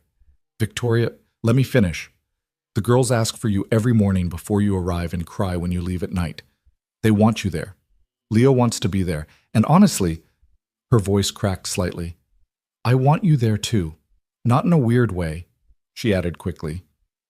"In a, you've become part of this family and it feels wrong when you leave way." Noah ran his hand through his hair, trying to process. "That's not crossing a boundary. That's obliterating it." I know it's crazy, but nothing about this situation has been normal from the start.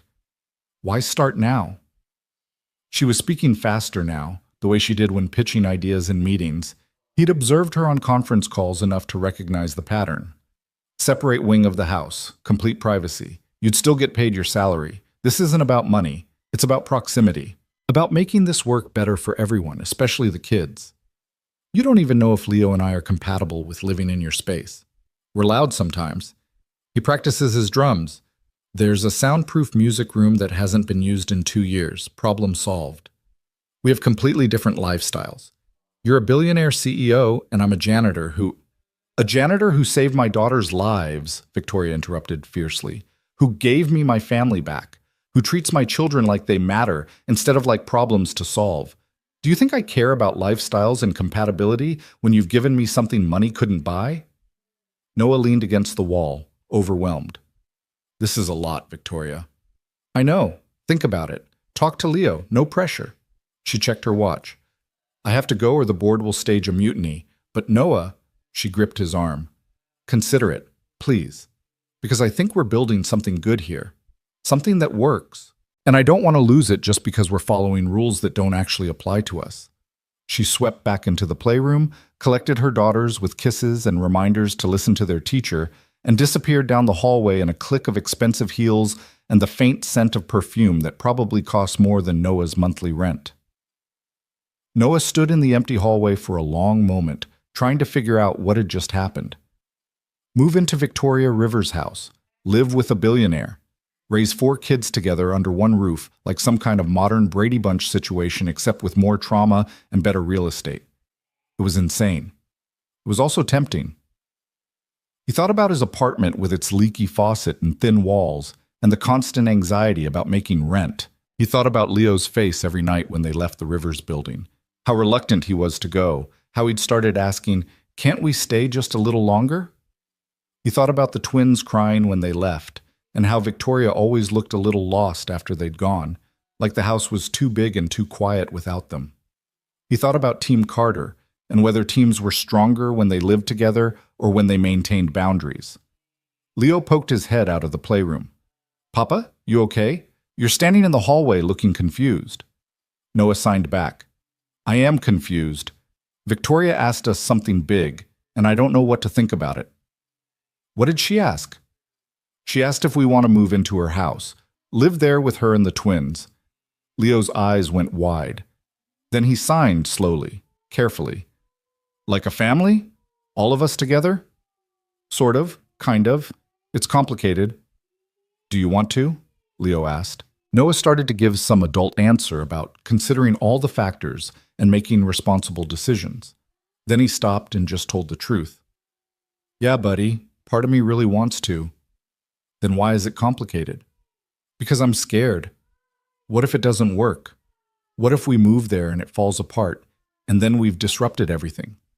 What if the twins get too attached and something goes wrong?" Leo considered this seriously, his 7-year-old face thoughtful beyond his years. Then he signed, "But Papa, what if it does work? What if it's really good and we're all happy together? Isn't that scary in a good way?" Out of the mouths of babes, Noah thought. His son had somehow become wiser than him. "You're right," he signed. "You're absolutely right. Want to know something? You're the smartest kid I know." "I'm the only kid you know," Leo signed back with a grin. "That doesn't make it less true." They spent the rest of the morning building an elaborate dinosaur habitat, using blocks, cardboard boxes Leo found in the recycling, and an impressive amount of tape. By the time Victoria returned with the twins at 11:30, they'd created something that looked like a cross between Jurassic Park and an avant-garde art installation. The girls loved it immediately and dove into playing with Leo, their voices mixing with his silence in a symphony of childhood joy that filled the space. Victoria caught Noah's eye from across the room and raised her eyebrows in question. He knew what she was asking. He nodded, just a small nod. But it was enough. Her face transformed, relief and joy and something else Noah couldn't quite name, but that made his chest feel tight. That night, after dropping Leo off at Mrs. Chen's with an explanation that left her both concerned and supportive, Noah returned to his apartment and really looked at it. At the space that had been their refuge for the past year. It had served its purpose. It had kept them safe and dry and housed while they rebuilt their shattered lives. But it wasn't home anymore.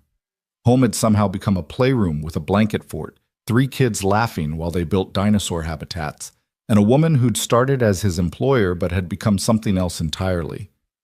He texted Victoria. Leo and I talked. We're in. But we should set some ground rules. Her response came immediately. Name them. I'll agree to anything. That's a dangerous promise. Try me.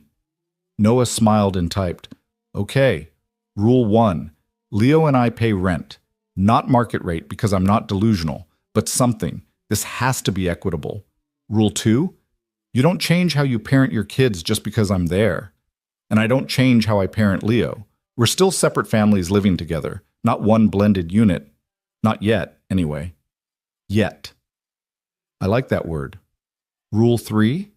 If it doesn't work, we can leave without guilt or recrimination. Clean exit, no hard feelings. Everyone survives the transition. A longer pause this time. Then, agreed. Though I don't think we'll need that rule. When can you move in? Noah looked around his small apartment, mentally cataloging what they actually needed to bring versus what could be donated or stored. Not much, really. They'd learned to live light after the accident, keeping only what mattered. 2 weeks. Need to give notice on the lease and pack. I'll send movers. Victoria. Noah, let me do this. Let me make this easy for you. You've made everything easy for me and my daughters for weeks. Return the favor. He couldn't argue with that logic. Okay. Thank you. Thank you.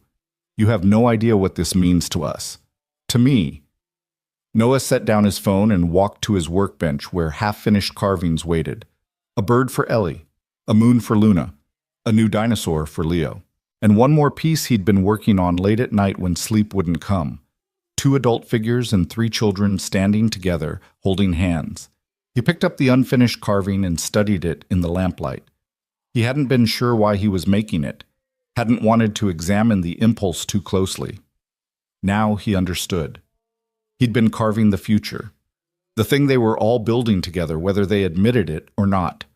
The next 2 weeks passed in a blur of logistics and emotional goodbyes. Mrs. Chen cried when Noah told her they were moving, then immediately invited herself over for Sunday dinners. His supervisor at the building was confused, but supportive when Noah transitioned to a remote consulting role. Victoria had apparently arranged it so he'd still have his maintenance job security while taking on the primary role of helping her daughters. Leo's teacher called it an incredible opportunity and promised to make the transition as smooth as possible for his schooling. Leo himself fluctuated between excitement and terror, sometimes within the same 5-minute span. What if they get tired of me? He signed to Noah one night while they packed his room. They won't, Noah assured him. But what if I do something wrong and mess everything up? Then we'll fix it together. That's what families do. Are we a family now? Leo asked, his hands moving slowly, carefully, like the answer mattered more than anything. Noah put down the box he was holding and pulled his son into a hug. Yeah, buddy. I think maybe we are. Moving day arrived with clear October skies and falling leaves that painted Chicago in autumn colors. Victoria's house, calling it a house, felt inadequate. It was practically an estate, sat in an exclusive neighborhood Noah had only ever driven through before. 3 stories of limestone and glass, surrounded by mature trees and a lawn that was definitely maintained by a professional service. The moving truck pulled up and Noah felt his anxiety spike. What were they doing? A janitor and his deaf son moving into a mansion with a billionaire and her traumatized twins. It was a setup for disaster. But then the front door burst open and the twins came running out, followed by Victoria, and all 3 were wearing matching Team Carter t-shirts that someone had clearly had custom made. "You're here!" Ellie shouted, actually shouted, her voice loud and clear and joyful. "We've been waiting forever." "It's been 2 weeks," Luna corrected, but she was grinning too. "We made signs for your rooms. Want to see?"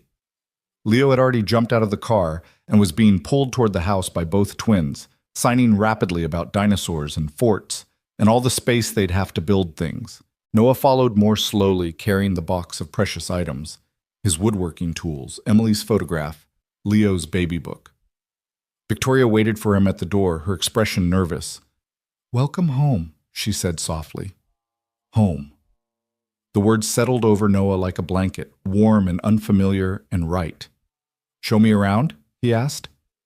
She led him through rooms that belonged in magazines, high ceilings and original artwork and furniture that was clearly designer.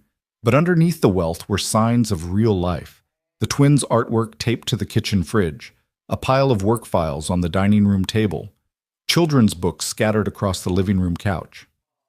"Your wing is here," Victoria said, leading him up a grand staircase to the second floor. 3 bedrooms, 2 bathrooms, sitting area, completely private. The twins and I are on the opposite side of the house, so you'll have space. The rooms were beautiful. Hardwood floors and large windows, and more square footage than his entire apartment had contained. But what caught Noah's attention was the personal touches Victoria had added.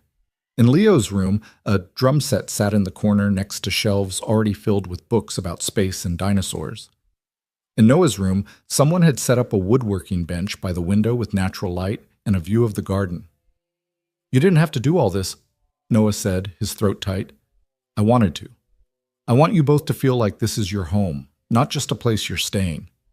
From downstairs, they heard the kids laughing, all 3 of them, their voices and hands creating conversation that needed no translation. "Victoria," Noah started, not sure how to express what he was feeling. "This is scary," she supplied. "Overwhelming, possibly the worst decision we've ever made." "I was going to say important. This feels important." She moved closer, and Noah noticed how tired she still looked despite the smile on her face. Running a company while healing her children was taking its toll. "It is important to all of us. And Noah," she hesitated, then continued, "I know we started this as an employment arrangement, you helping with my daughters, but somewhere along the way it became something else, something more." "Yeah," Noah agreed quietly. "It did. I don't know what to call it yet. This thing we're building, but I know it matters, and I know I don't want to mess it up." "Then we won't," Noah said with more confidence than he felt. "We'll figure it out as we go, make mistakes and fix them. Keep the kids at the center of everything." "Team Carter style," Victoria said with a small smile. "Team Carter style," Noah agreed. They stood there in his new room, her house, their space, this impossible situation they'd created, and something passed between them. An acknowledgement, a promise. The beginning of something neither could name but both recognized. Downstairs, Leo called up, "Papa, come see what the girls and I built. It's important." Noah and Victoria headed down together to find the 3 children had constructed an elaborate pillow fort bridge connecting the 2 wings of the house. "See?" Ellie signed proudly. "Now we're connected, both sides of the family. Together." Luna nodded seriously. "Because families should be connected, even if they're different parts." Noah looked at Victoria and saw his own emotion reflected in her eyes. These kids, these brilliant, brave, healing kids, had figured out what they were building before the adults had. A family. Different parts, connected bridges, all learning to be together. That night, after the boxes were unpacked and the kids were finally asleep in their respective rooms, Noah stood at his window looking out at the garden below. Moonlight painted everything silver and shadows, and he thought about how far they'd all come in just a few weeks. His phone buzzed with a text from Victoria. "You still awake?" "Yeah, too much change to sleep. Meet me in the kitchen. I have wine and leftover pizza. We should toast to terrible decisions." Noah smiled and headed downstairs to find Victoria already there, 2 glasses of wine poured, a box of pizza open on the marble counter. She'd changed into yoga pants and an old Northwestern sweatshirt, her hair down and face scrubbed clean. She looked younger this way, more real. "To Team Carter," she said, raising her glass. "May we survive whatever we've just started." "To Team Carter," Noah echoed, clinking his glass against hers. "And to bridges, both literal and metaphorical." They drank and ate cold pizza and talked about logistics, school schedules and therapy appointments, and who would cook what nights. But underneath the practical talk was something else. An awareness, a recognition that they'd crossed into territory neither had planned for. "Thank you," Victoria said eventually, "for taking this insane leap with me." "Thank you for asking," Noah replied, "for seeing us as something more than an employee and his kid." "You were never just an employee, Noah. From the moment you sat on that floor with my daughters and treated them like people instead of problems, you became something essential." Essential. The word hung between them, weighted with meaning neither was quite ready to examine. We should sleep, Victoria said finally. Tomorrow starts early. Leo's school run at 7:30, twins therapy at 9 o'clock. Team Carter never stops, Noah observed. No, Victoria agreed softly. I guess it doesn't. They said goodnight and went to their separate wings, bridges built but not yet fully crossed. But as Noah lay in his new bed in his new room in this house that was slowly becoming home, he thought about wooden carvings and pillow forts and 3 children who'd decided to be family before the adults had figured it out. And he thought maybe, just maybe, they were all going to be okay. More than okay. They were going to build something beautiful out of all their broken pieces. They just had to be patient enough to let it happen. The first real fight happened on a Tuesday morning in November, 6 weeks after Noah and Leo moved in, and it started the way most fights in blended families start, with something small that revealed something much bigger underneath. Noah came downstairs at 6:30 a.m. to find Victoria already in the kitchen, dressed in a sharp black suit, hair pulled back severely, typing furiously on her phone with one hand while attempting to make coffee with the other. She looked like she hadn't slept, which probably meant she'd been up late working again. Morning, Noah said, moving to take over the coffee machine before she could burn herself. You're up early. Board meeting at 8 o'clock. Major acquisition deal falling apart. I need to be downtown in an hour.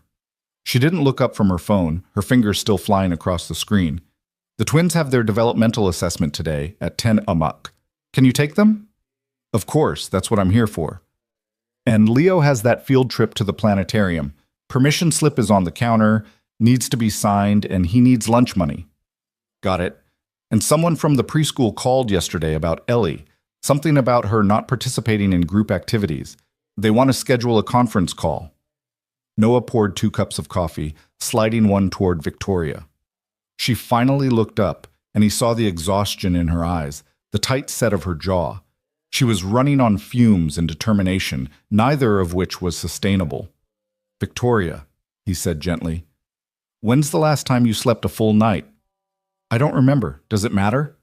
She grabbed the coffee cup like a lifeline. I have 40 employees depending on this acquisition. If it falls through, we're looking at layoffs.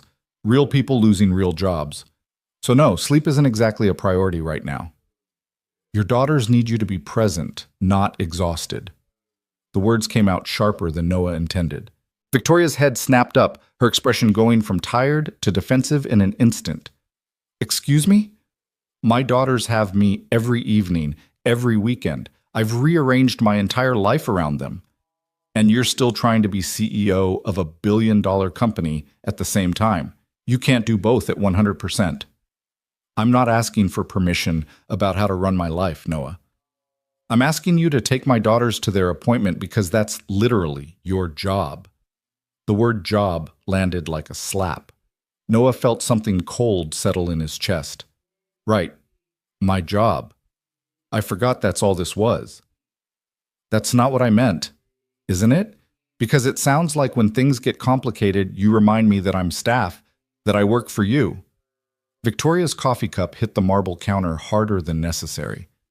That's not fair. You know that's not what I meant. I'm stressed and overwhelmed, and you won't let anyone help you with the parts that matter.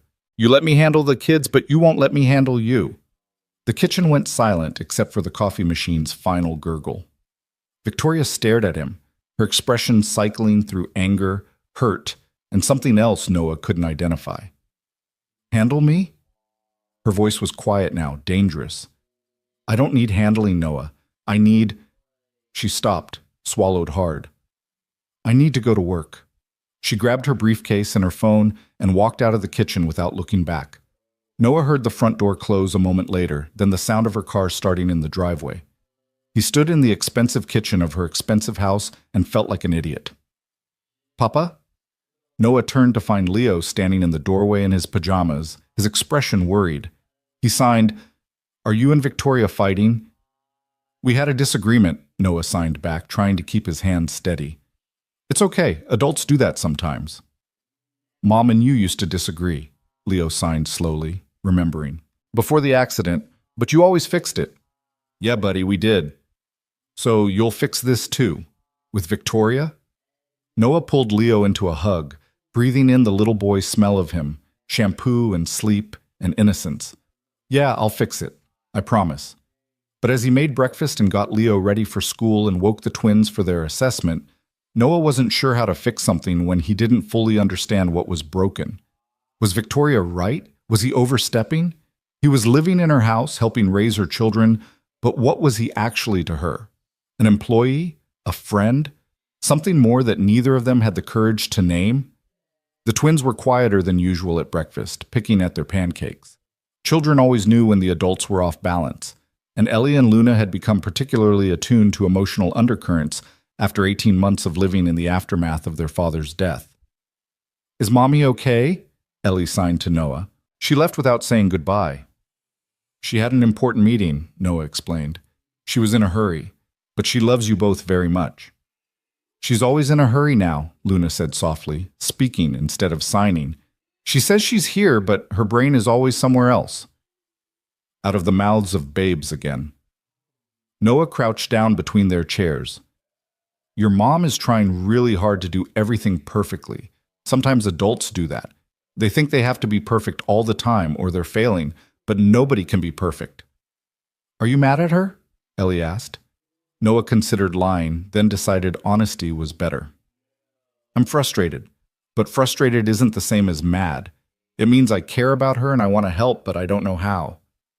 "You should tell her that," Luna said matter-of-factly.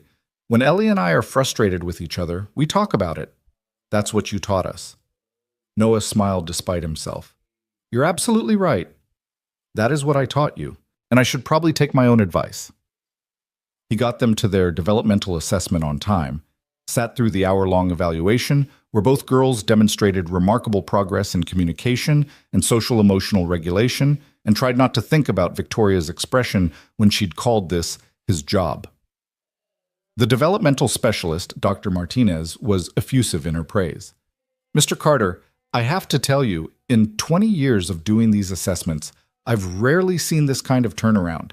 When I first met Eleanor and Luna 2 months ago, they were completely shut down. Today they're engaging, communicating, showing age-appropriate emotional responses. Whatever you're doing, it's working." "It's not just me," Noah said. "Their mother has been incredible. She's learning sign language, spending every evening with them, completely reorganizing her life, which is important, yes. But you're the constant. You're the one who created the safe space they needed to heal." Dr. Martinez looked at him seriously. "I hope you understand how rare you are. Most people in your position would have given up or burned out by now. The fact that you're still here, still invested, it matters."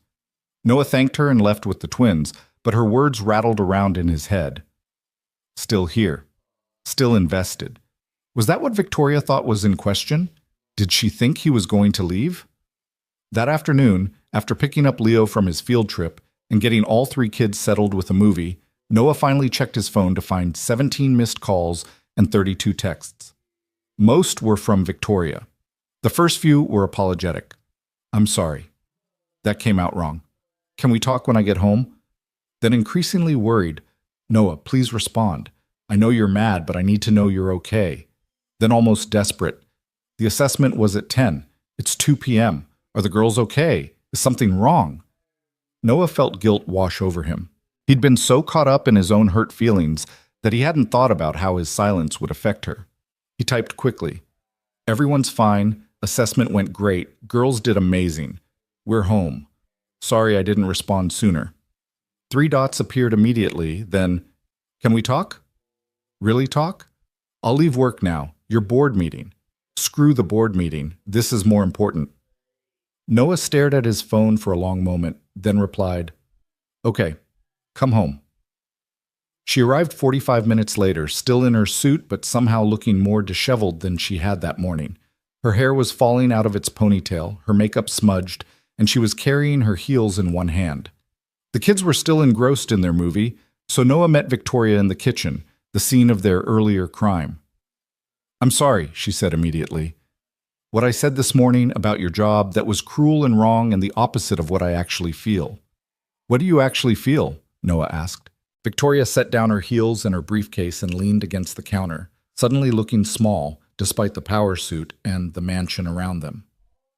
"Terrified. I feel terrified every single day that I'm going to mess this up, that I'm going to fail my daughters again, that you're going to realize this situation is completely insane and leave, that I'm asking too much of you, that I'm not doing enough myself, that I'm a terrible mother and a terrible CEO and a terrible... Her voice cracked. Whatever we are to each other. Noah moved closer, giving her space to finish. So when you called me out this morning, when you said I won't let you help with the parts that matter, you were right. Because if I let you see how close I am to falling apart, if I admit that I can't do this alone, then I have to face how much I need you. And needing people, she looked away. Needing people has never worked out well for me. Victoria. My parents died when I was 19, car accident. I had to raise myself and run their company and be an adult before I knew how. Then I met Elias, and for the first time I let myself need someone. Really need them. And then he died too, and I was alone again with two babies who needed me to be strong. So I learned, again, that needing people is dangerous, that being self-sufficient is survival. Noah understood then. Really understood. She wasn't just a workaholic CEO. She was a woman who'd learned over and over that the people she needed disappeared. I'm not going anywhere, he said quietly. You say that now.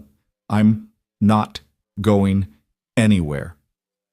Noah closed the distance between them, his calloused hands taking hers gently. Victoria, I moved into your house. I integrated our kids. I carved my life around yours. Do you really think I did all that casually, that I'd walk away when things got hard? People have before. I'm not people. I'm Noah. The guy who sat on the floor with your daughters and saw them clearly. The same guy who sees you clearly right now. And what I see is a woman who's been strong for so long she's forgotten it's okay to be tired. Victoria's carefully maintained composure finally cracked. She made a sound that was half laugh, half sob. And then she was crying, really crying, for the first time since Noah had known her. Not the elegant tears she occasionally shed over her daughter's progress, but the ugly, gasping tears of someone who'd been holding everything inside for too long. Noah pulled her into his arms and let her cry against his shoulder, her expensive suit wrinkling against his flannel shirt, her perfectly styled hair falling completely loose. He didn't try to fix it, or stop it, or make it better. He just held her and let her break apart in a safe space. When the storm finally passed, Victoria pulled back slightly, wiping at her face with her hands. I'm a mess, she said. You're human, Noah corrected. There's a difference. She laughed, watery and real. I got mascara all over your shirt. I have other shirts. Noah.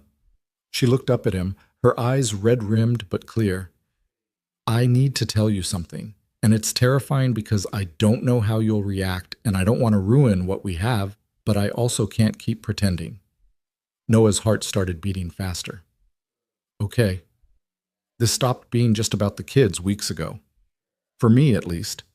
And I know that's complicated because you work for me and you live in my house, and there are 4 children involved and about 1,000 reasons why this is a terrible idea. Victoria, Noah interrupted gently. I carved a wooden figure of all of us together, you, me, and the 3 kids. I've been working on it at night when everyone's asleep. It sits on my workbench half finished because I've been too scared to complete it, too scared to admit what it means. She stared at him. What does it mean? It means this stopped being just about the kids for me too. It means when I think about the future, you're in it. Not as my employer, not as Leo's landlord, as... He hesitated, then pushed forward. As someone essential. As someone I'm falling for, even though it's complicated and messy and potentially disastrous.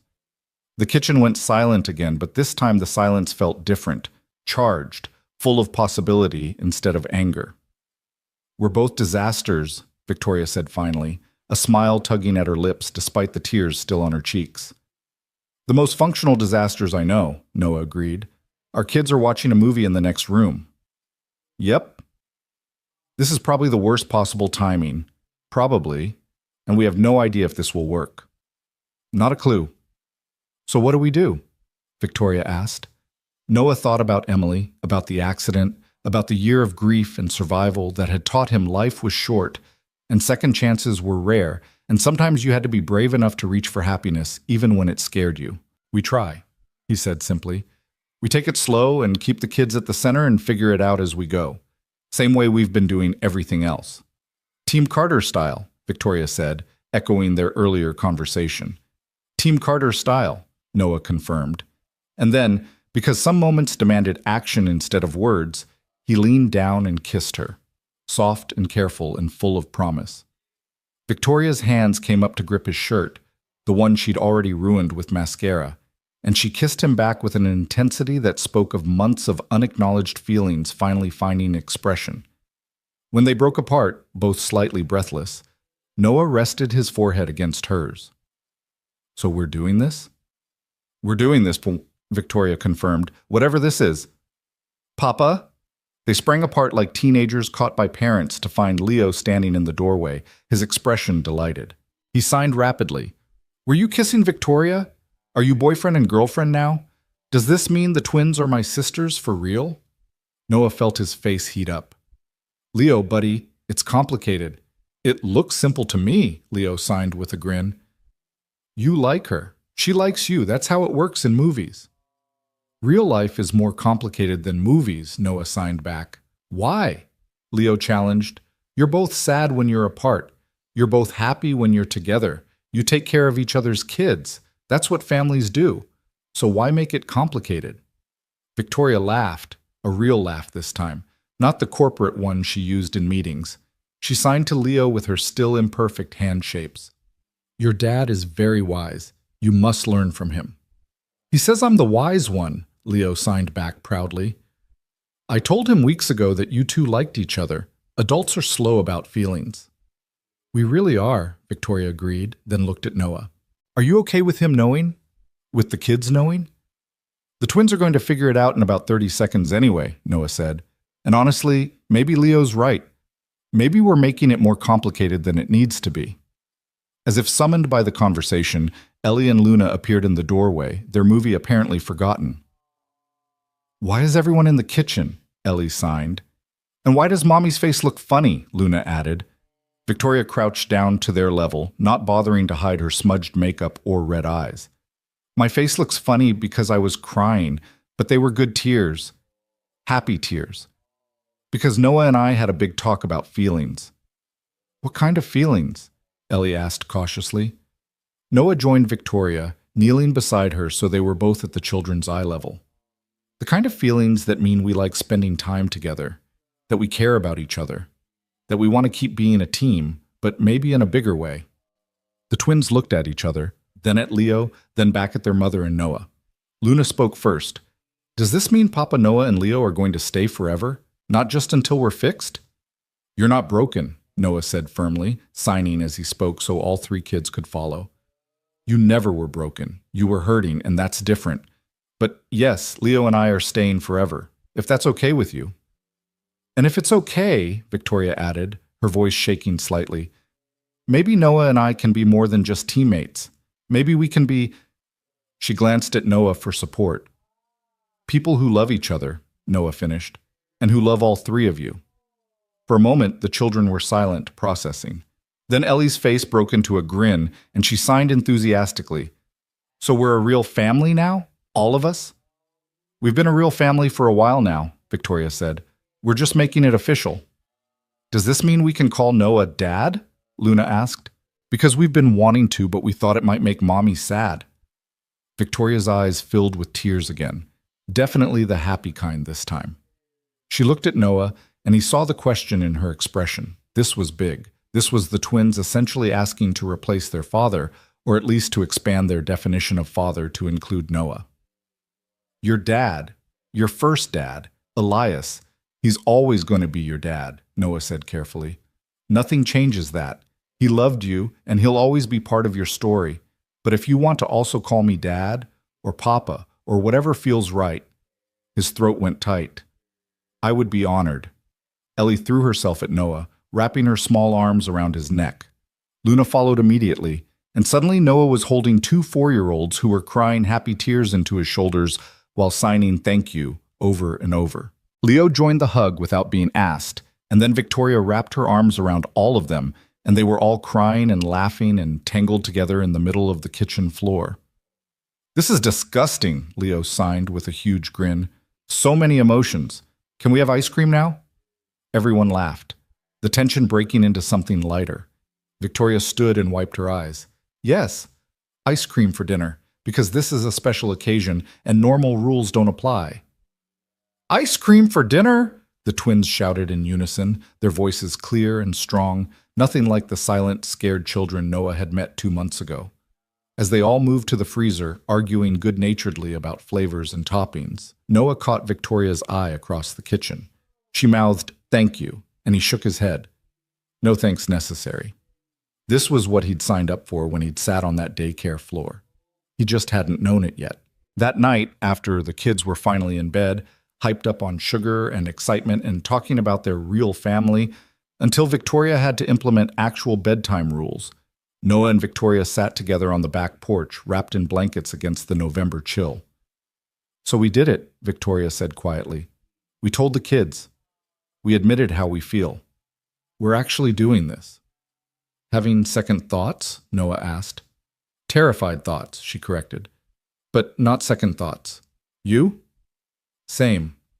He pulled her closer, and she fit against his side like she'd been designed to be there. "For the record, I didn't plan this. Falling for you. I came here to help your daughters, and somehow we all saved each other," Victoria finished. "That's what happened, Noah. You saved my daughters. They saved Leo by giving him siblings who understood him. And you and I—" She paused, looking up at the stars visible above Chicago's light pollution. "We saved each other by being brave enough to admit we couldn't do this alone." "Poetic," Noah observed. "I have a literature degree from Northwestern.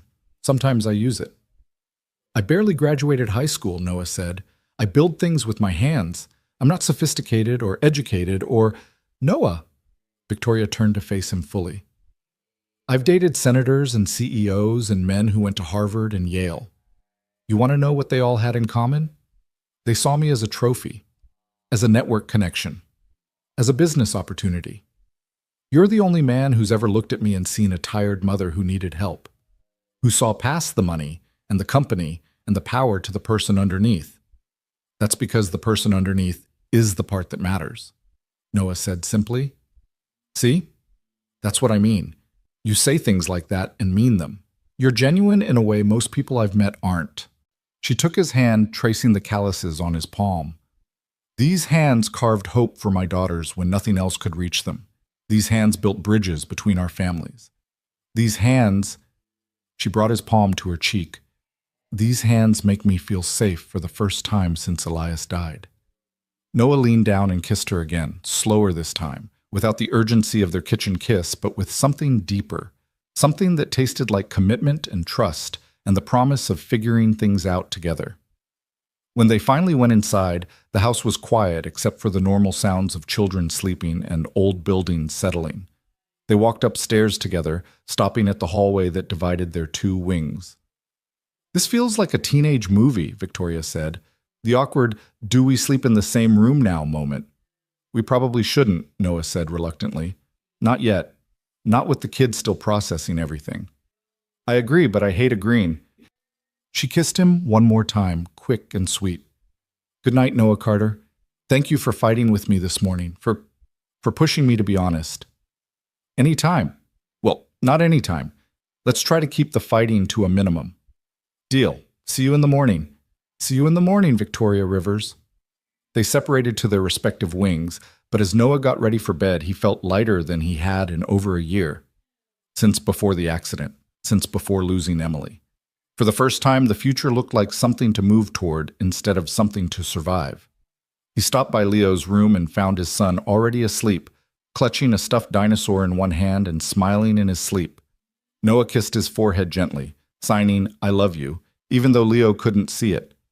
Then he went to his workbench and picked up the unfinished carving, the family of 5 holding hands. He studied it in the lamplight, then picked up his tools and started working. No more fear. No more leaving it incomplete. It was time to finish what they'd started. Time to carve the future they were all brave enough to reach for. The wood shavings fell like snow, and Noah worked late into the night, his hands steady and sure, building something beautiful out of all their broken pieces. The carved family sat finished on Noah's workbench when spring arrived in Chicago, bringing with it the kind of renewal that felt less like metaphor and more like promise. 6 months had passed since that November evening when everything had shifted, and the house that had once felt too big for 3 people now felt exactly right for 5. Noah woke on a Saturday morning in late April to find Leo already awake and signing frantically from the doorway of his bedroom. "Papa, Papa, wake up! Today's the day! Victoria said we could ask today." Noah rubbed sleep from his eyes and signed back slowly. "Ask what today?" "The thing, the big important thing we've been planning." Leo bounced on his toes, his whole 7-year-old body vibrating with barely contained excitement. "Remember? You said when spring came and the flowers bloomed, we could do it." Memory clicked into place and Noah sat up fully, his heart rate picking up.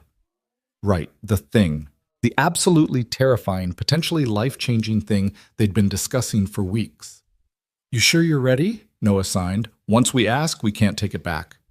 "I'm sure," Leo signed emphatically. "Are you?" Noah thought about the past 6 months, the careful dance of blending their family, the late-night conversations with Victoria about discipline and boundaries and how to parent together without losing themselves. He thought about the twins calling him Papa Noah, and Leo calling Victoria V with such casual affection it made Noah's chest ache. He thought about family dinners and homework battles and bedtime stories told in 2 languages, English and ASL flowing together until they became one vocabulary of love. He thought about Victoria and how loving her had become as natural as breathing. "Yeah," he signed back to Leo. "I'm ready." They found Victoria in the kitchen making pancakes, still in her pajamas, even though it was nearly 9 a.m., a minor miracle for a woman who used to wake at 5 a.m. every day for work. She'd started delegating more at Rivers Global, trusting her team to handle things she'd once thought only she could manage. The board had grumbled initially, but profits were up and employee satisfaction was higher than ever. Turned out a CEO who actually slept and took weekends off made better decisions. "Good morning, my favorite people," Victoria signed and spoke simultaneously, a habit she'd developed so all the kids could follow conversations equally. "Who wants chocolate chips in their pancakes?" "Me!" came the chorus from the twins, who were already seated at the kitchen table working on a complex drawing of what appeared to be a castle made entirely of dinosaurs. Leo climbed onto his usual chair and signed to his father. "Now? Should we ask now?" "Ask what?" Victoria caught the exchange, her spatula pausing mid-flip. Noah met her eyes across the kitchen, and something in his expression must have telegraphed the seriousness of the moment, because Victoria set down the spatula entirely and came around the counter. "What's going on?" she asked, looking between Noah and Leo with curiosity mixed with a hint of concern. Leo took a deep breath, then signed carefully, making sure both Victoria and his sisters could see. "We want to ask you something important. All 3 of us, me and Papa and Leo's idea, but also Papa's idea." He paused, organizing his thoughts the way his therapist had taught him. "We've been a family for a long time now, since before we even knew we were a family. And Papa says that sometimes when you love people, you make it official, legal, so nobody can ever say it's not real." Victoria's hand went to her mouth, her eyes already filling. She looked at Noah. Is he asking what I think he's asking?" Noah stepped forward, taking her hand. "Victoria, these past 6 months have been the best of my life. You've given Leo a home and siblings and a mother figure he needed desperately. You've taught me that loving again doesn't mean betraying the past. It means honoring it by choosing to keep living. And I want to keep living. With you. Officially." He dropped to one knee right there in the kitchen, still in his pajamas, with pancakes burning on the stove and 3 children watching with bated breath. "Marry me," he said simply. "Not because it makes sense financially or logistically or any of the practical reasons. Marry me because I love you. Because I want to spend the rest of my life carving wooden birds for our daughters and teaching our son that love can be quiet and still be powerful. Because you're my best friend and my partner and the person who made me believe in second chances." He pulled out a small wooden box from his pocket. He'd been carrying it for 2 weeks, waiting for the right moment. Inside was a ring he'd designed himself and had made by a jeweler downtown, A simple gold band with 5 small stones representing each of them, intertwined in a pattern that looked like holding hands. Victoria was crying now, both hands over her mouth, unable to speak. The twins had abandoned their drawing and were watching with wide eyes. "But wait," Leo signed urgently. "There's more. We also want to know—" He looked at his sisters for support, and they nodded encouragingly. "We want to know if you'll adopt me, legally, so I can be your son for real, and so Ellie and Luna are my real sisters, not just friend sisters. And," Ellie jumped in, signing rapidly, "we want Papa Noah to adopt us too, so we have 2 dads, our first dad in heaven and our Papa Dad here." "We already asked Daddy," Luna added softly, pointing upward.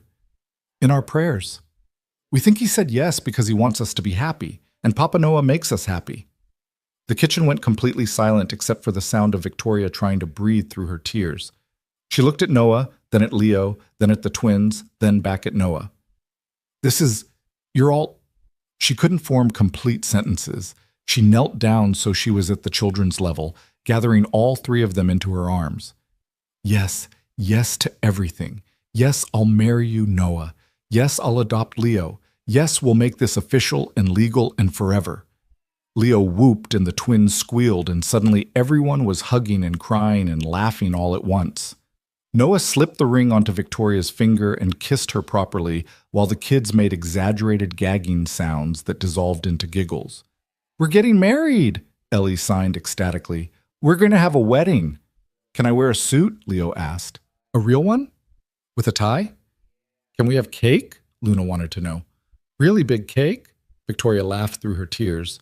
"Yes to suits and cake and whatever else you want. This is a family decision, so we plan it together." "Team Carter style," all 3 children chorused, signing the special symbol Leo had invented months ago. Noah rescued the burning pancakes while Victoria called her assistant to clear her schedule for the day. They were going to celebrate properly. Within an hour, they'd piled into Victoria's SUV and headed to their favorite spot, the Morton Arboretum, where paths wound through gardens and children could run free without judgment or constraint. They walked together through the spring gardens, the kids running ahead to examine interesting flowers and chase butterflies, while Noah and Victoria followed hand in hand. "I can't believe you had Leo in on the proposal," Victoria said, bumping her shoulder against his. "That was playing dirty." "It was his idea, actually," Noah admitted. "He came to me a month ago and said he wanted me to marry you because you make our family make sense." His words, "make sense." "He's the smartest 7-year-old I know." "Don't tell him that. His ego's already insufferable." Victoria stopped walking and turned to face Noah fully, her expression serious despite the joy of the morning. "I need you to know something. When Elias died, I thought that was it for me. One great love in a lifetime, and mine was over. I wasn't looking for this. For you. For any of it." "I know," Noah said softly. "But you changed everything. You saw my broken daughters and didn't run. You saw my mess of a life and helped me organize it. You saw me, really saw me, and decided I was worth staying for." She touched his face gently. "I don't know what I did to deserve you, but I'm not questioning it anymore. I'm just grateful. You gave me and Leo a home when we were still learning how to exist without Emily. You trusted me with your most precious things, your daughters, your heart. We saved each other, Victoria. That's how this works." They kissed there on the garden path, with spring blooming around them and their children's laughter echoing through the trees, and it felt like the most natural thing in the world. The kids ran back then, Leo signing urgently. "There's a playground. Can we go? Please." "Go," Victoria said. "We'll catch up." She and Noah followed more slowly, and Victoria said quietly, "We need to talk about the logistics, adoption paperwork, legal stuff, and the wedding. Do you want something big? Small? I can arrange whatever you—" "Victoria," Noah interrupted gently. "Stop CEOing this. Let's just figure it out together. No pressure, no timeline, just us and the kids and whatever feels right." She took a deep breath and visibly relaxed. "You're right. I'm doing it again, aren't I? Trying to control everything." "You're doing what you do best, planning and organizing. But maybe this time we wing it a little bit. See what happens." "Winging it terrifies me." "I know. That's why I'm here, to remind you that some of the best things in life aren't planned. They reached the playground and watched their children play together. Leo helping Luna across the monkey bars, Ellie showing them both how to pump their legs on the swings. 3 kids who'd found each other in grief and chosen to become siblings. I want to do it soon, Victoria said suddenly. The wedding, not a big production, just us and the kids and maybe a few close friends. Something simple. How soon? Next month? Is that crazy? Too fast? Noah thought about it. We've been living as a family for 8 months. We've been raising kids together, sharing a home, building a life. The wedding is just making it official. So no, not too fast. Next month sounds perfect. Victoria pulled out her phone. Old habits died hard, and started scrolling through her calendar. Memorial Day weekend. The gardens at the Botanic Garden will be blooming. We could have it outside, small ceremony, just family. And she stopped herself. Sorry, I'm CEOing again. No, keep going. I like watching your brain work. She smiled and kept planning out loud while Noah listened, adding input occasionally, but mostly just enjoying seeing her excited instead of stressed. This was who Victoria became when she allowed herself to be happy, energetic and passionate and full of ideas that made life an adventure instead of an obligation. They spent the whole day at the Arboretum, then went for dinner at the twins' favorite restaurant, a pizza place where the staff knew them by name now and always had crayons ready. As they ate, Leo suddenly signed to the table. I have something I want to say. Everyone stopped and gave him their attention. Leo looked nervous but determined, his hands moving carefully. When Mom died and I lost my hearing, I thought my life was over. I thought I'd always be the sad deaf kid that everybody felt sorry for. But then Papa Noah learned to sign and we became a team. And then we met Ellie and Luna and Victoria. And we became a bigger team. And now... He paused, gathering courage. Now I'm not the sad deaf kid anymore. I'm just Leo, who happens to be deaf, and who has the best family in the world. Victoria was crying again. She cried a lot these days, but they were always happy tears. Leo, sweetheart, that's beautiful. I'm not finished, Leo signed. I also want to say thank you to all of you for being my family, for learning my language, for making me feel normal. You are normal, Ellie signed seriously. Normal is boring. You're awesome. Same thing, Luna added, nodding sagely. Everyone laughed, and the moment passed into the easy rhythm of family dinner. Kids arguing over pizza toppings, parents mediating disputes, the comfortable chaos of people who belong together. That night, after the kids were finally asleep, Noah and Victoria sat in the living room with legal documents spread across the coffee table, adoption paperwork, marriage license applications, medical guardianship forms, all the official documents that would transform their makeshift family into something legally binding. This is terrifying, Victoria said, staring at the papers. Signing these means we're really doing this. Cold feet? Noah asked. Frozen feet. Hypothermic feet. She looked at him. But only because I'm scared of screwing it up, not because I don't want it. Victoria, you need to hear something, and you need to believe it. Noah took her hands, making her look at him. You're not going to screw this up. We might make mistakes. We definitely will make mistakes. But we'll make them together, and we'll fix them together. That's what partnership means. When did you become so wise? When I had to rebuild my entire life from scratch. Turns out trauma either destroys you or teaches you what actually matters. I got lucky and learned something. They signed the papers together, making it official, and then Victoria said quietly, I want to tell you something about Elias, about our marriage. Noah waited, giving her space to continue. Everyone thought we were perfect together, young, successful, beautiful children. But the truth is, we were struggling. He wanted me to quit work and be a full-time mother. I wanted him to understand that Rivers Global was my legacy, my purpose. We fought about it constantly. The day he died, her voice broke. We'd had a huge fight that morning about me missing another one of the twins' events because of work. He took the helicopter angry, and then he died angry. And I've been carrying that guilt ever since. Victoria, let me finish. I've spent 18 months thinking I killed my marriage, that I failed as a wife and mother, That my daughters shut down because they knew I was a disaster. And then you came along and you didn't try to fix me or change me or make me someone different. You just accepted me, workaholic tendencies and control issues and all. And that acceptance, it saved me. Noah pulled her close. You didn't kill your marriage. You were two people trying to figure out how to be partners and parents and yourselves all at once. That's not failure, that's being human. How are you so understanding? Because Emily and I weren't perfect either. We fought about money and my work hours and how to handle Leo's diagnosis. The day of the accident, she'd been annoyed with me because I'd forgotten to pick up milk. Such a stupid thing. But I spent months thinking, what if she died being mad at me? Grief makes you catastrophize everything. They sat in silence for a moment. Two people who'd loved before and lost and learned that love wasn't perfect. It was just worth fighting for. We're going to be better this time, Victoria said finally. Both of us. Because we've learned from our mistakes. We're going to be different, Noah corrected. Not necessarily better or worse, just more honest about who we are and what we need. I like that. Victoria looked at the signed papers on the table, at the ring on her finger, at the man beside her. I really like that. The next month passed in a blur of planning and legal appointments and kids' end-of-year school events. Noah officially adopted the twins on a Tuesday afternoon in a courthouse downtown with both girls wearing matching dresses they'd picked out themselves and holding his hands so tightly his fingers went numb.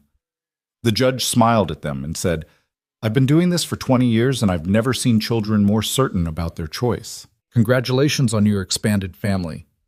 Victoria adopted Leo 2 days later in the same courthouse, and Leo cried, actually cried, which he rarely did anymore, when the judge declared him legally Victoria's son. I have a mom again, he signed to Noah afterward, his hands shaking with emotion. A real mom who chose me. She's lucky to have you, Noah signed back. We all are.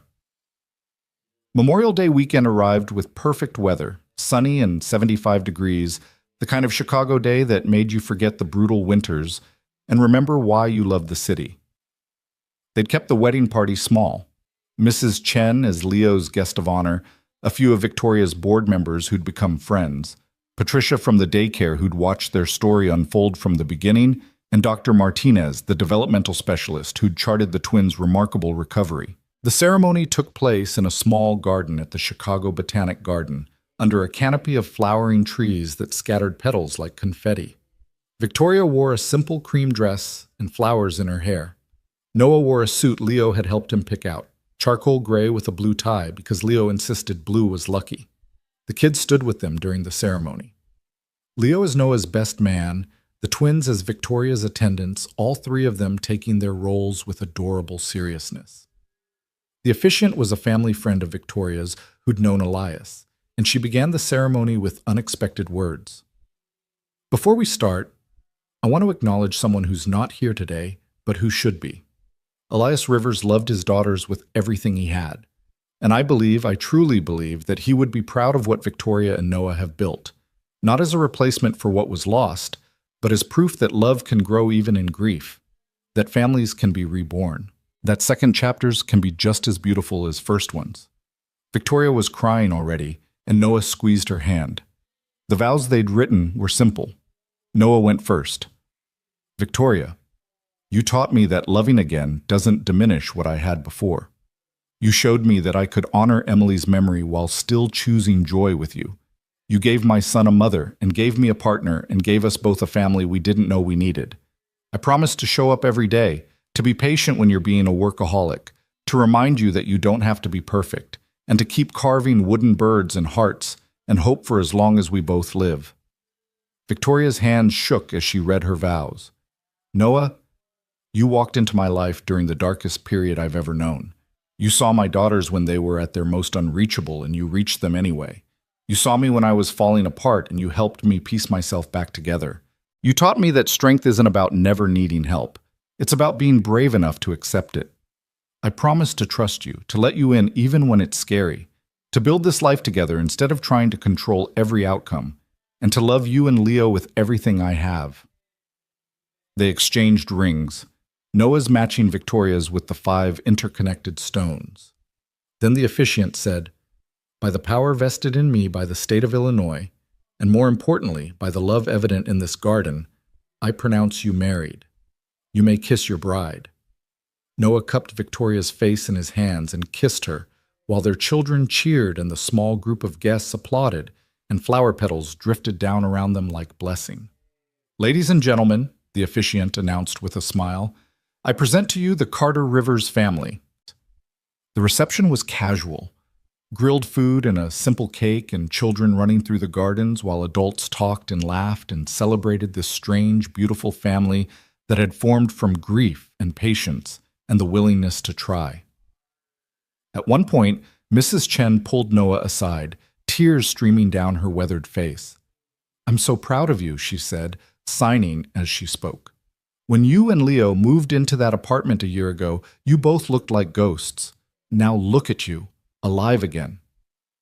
"Thank you for not giving up on us," Noah said, hugging her tightly, "for watching Leo and believing we'd figure it out. I never doubted you, not once." As the sun set and the party wound down, Noah found Victoria standing alone near the edge of the garden, looking out over the pond where ducks glided peacefully. "Hey, Mrs. Carter Rivers," he said, coming up behind her and wrapping his arms around her waist. "What you thinking about?" "How impossible this would have seemed 6 months ago," she said, leaning back against him. "If someone had told me then that I'd be married to my daughter's janitor, that my children would be laughing and thriving, that I'd be happy, I wouldn't have believed them." "I prefer former janitor, current husband," Noah teased. She turned in his arms to face him. "You're so much more than that. You're the person who saved my family, who built this—" She gestured at their children playing nearby. "Out of nothing but patience and love." "We built it," Noah corrected. "All of us together." Leo ran over then, signing urgently, "Picture time! The photographer says we need family pictures before the light is gone."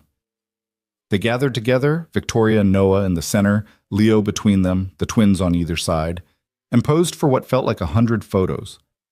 Formal ones and silly ones and candid ones that caught them laughing or signing or just existing together. The photographer's favorite, the one that would eventually hang above their fireplace, showed all 5 of them in profile.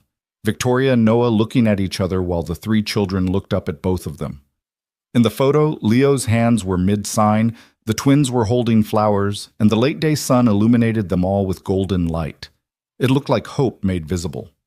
That night, after everyone had gone home and the kids were finally asleep in their rooms, Leo in his space with the drums and dinosaur collection, the twins in their shared room with its mural of moons and birds that Noah had painted last month. Victoria and Noah sat on their back porch, married now, legally bound, their families officially merged. "We did it," Victoria said softly. "Actually did it." "Having regrets?" Noah asked. "Not a single one. You?" "Only that it took us 6 months to get here instead of doing it sooner." Victoria laughed and leaned her head on his shoulder.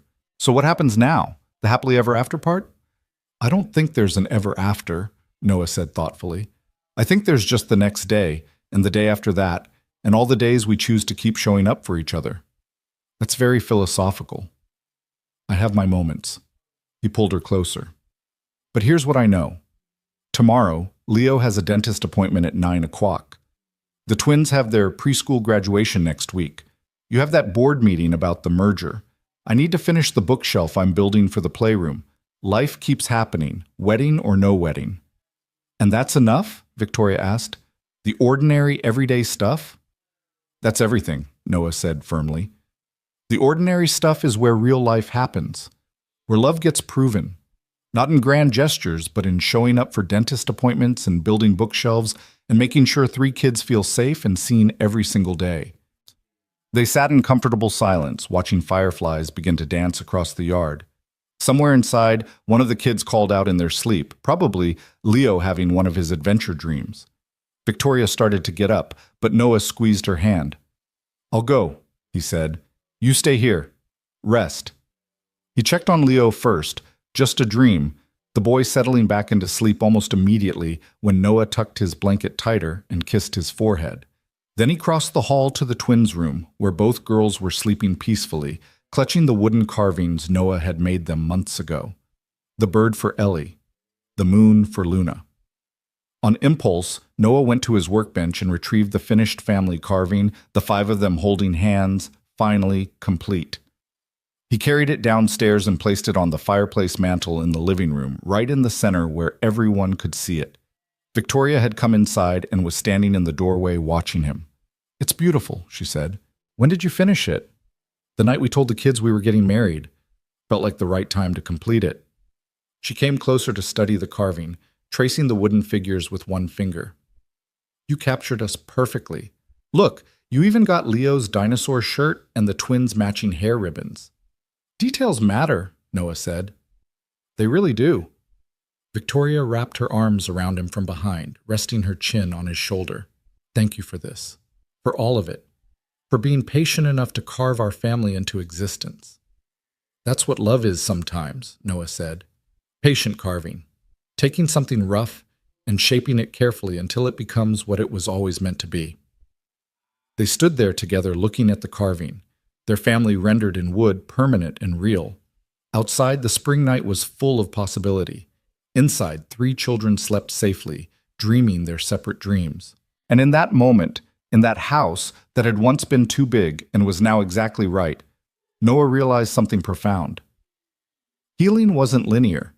It wasn't about fixing what was broken and moving on unchanged.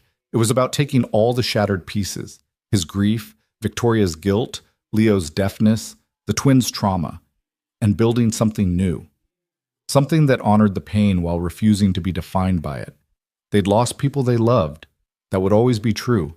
Emily would always be Leo's mother. Elias would always be the twins' first father. But love wasn't a finite resource that ran out when people died. It was infinite, capable of expanding to include new people without diminishing what came before. "Come to bed," Victoria said softly, taking his hand. "It's been a long, wonderful day." They climbed the stairs together, past Leo's room with its soft breathing, past the twins' room with its nightlight glow, to their own room at the end of the hall. Their room now, not just Victoria's or just Noah's, but theirs.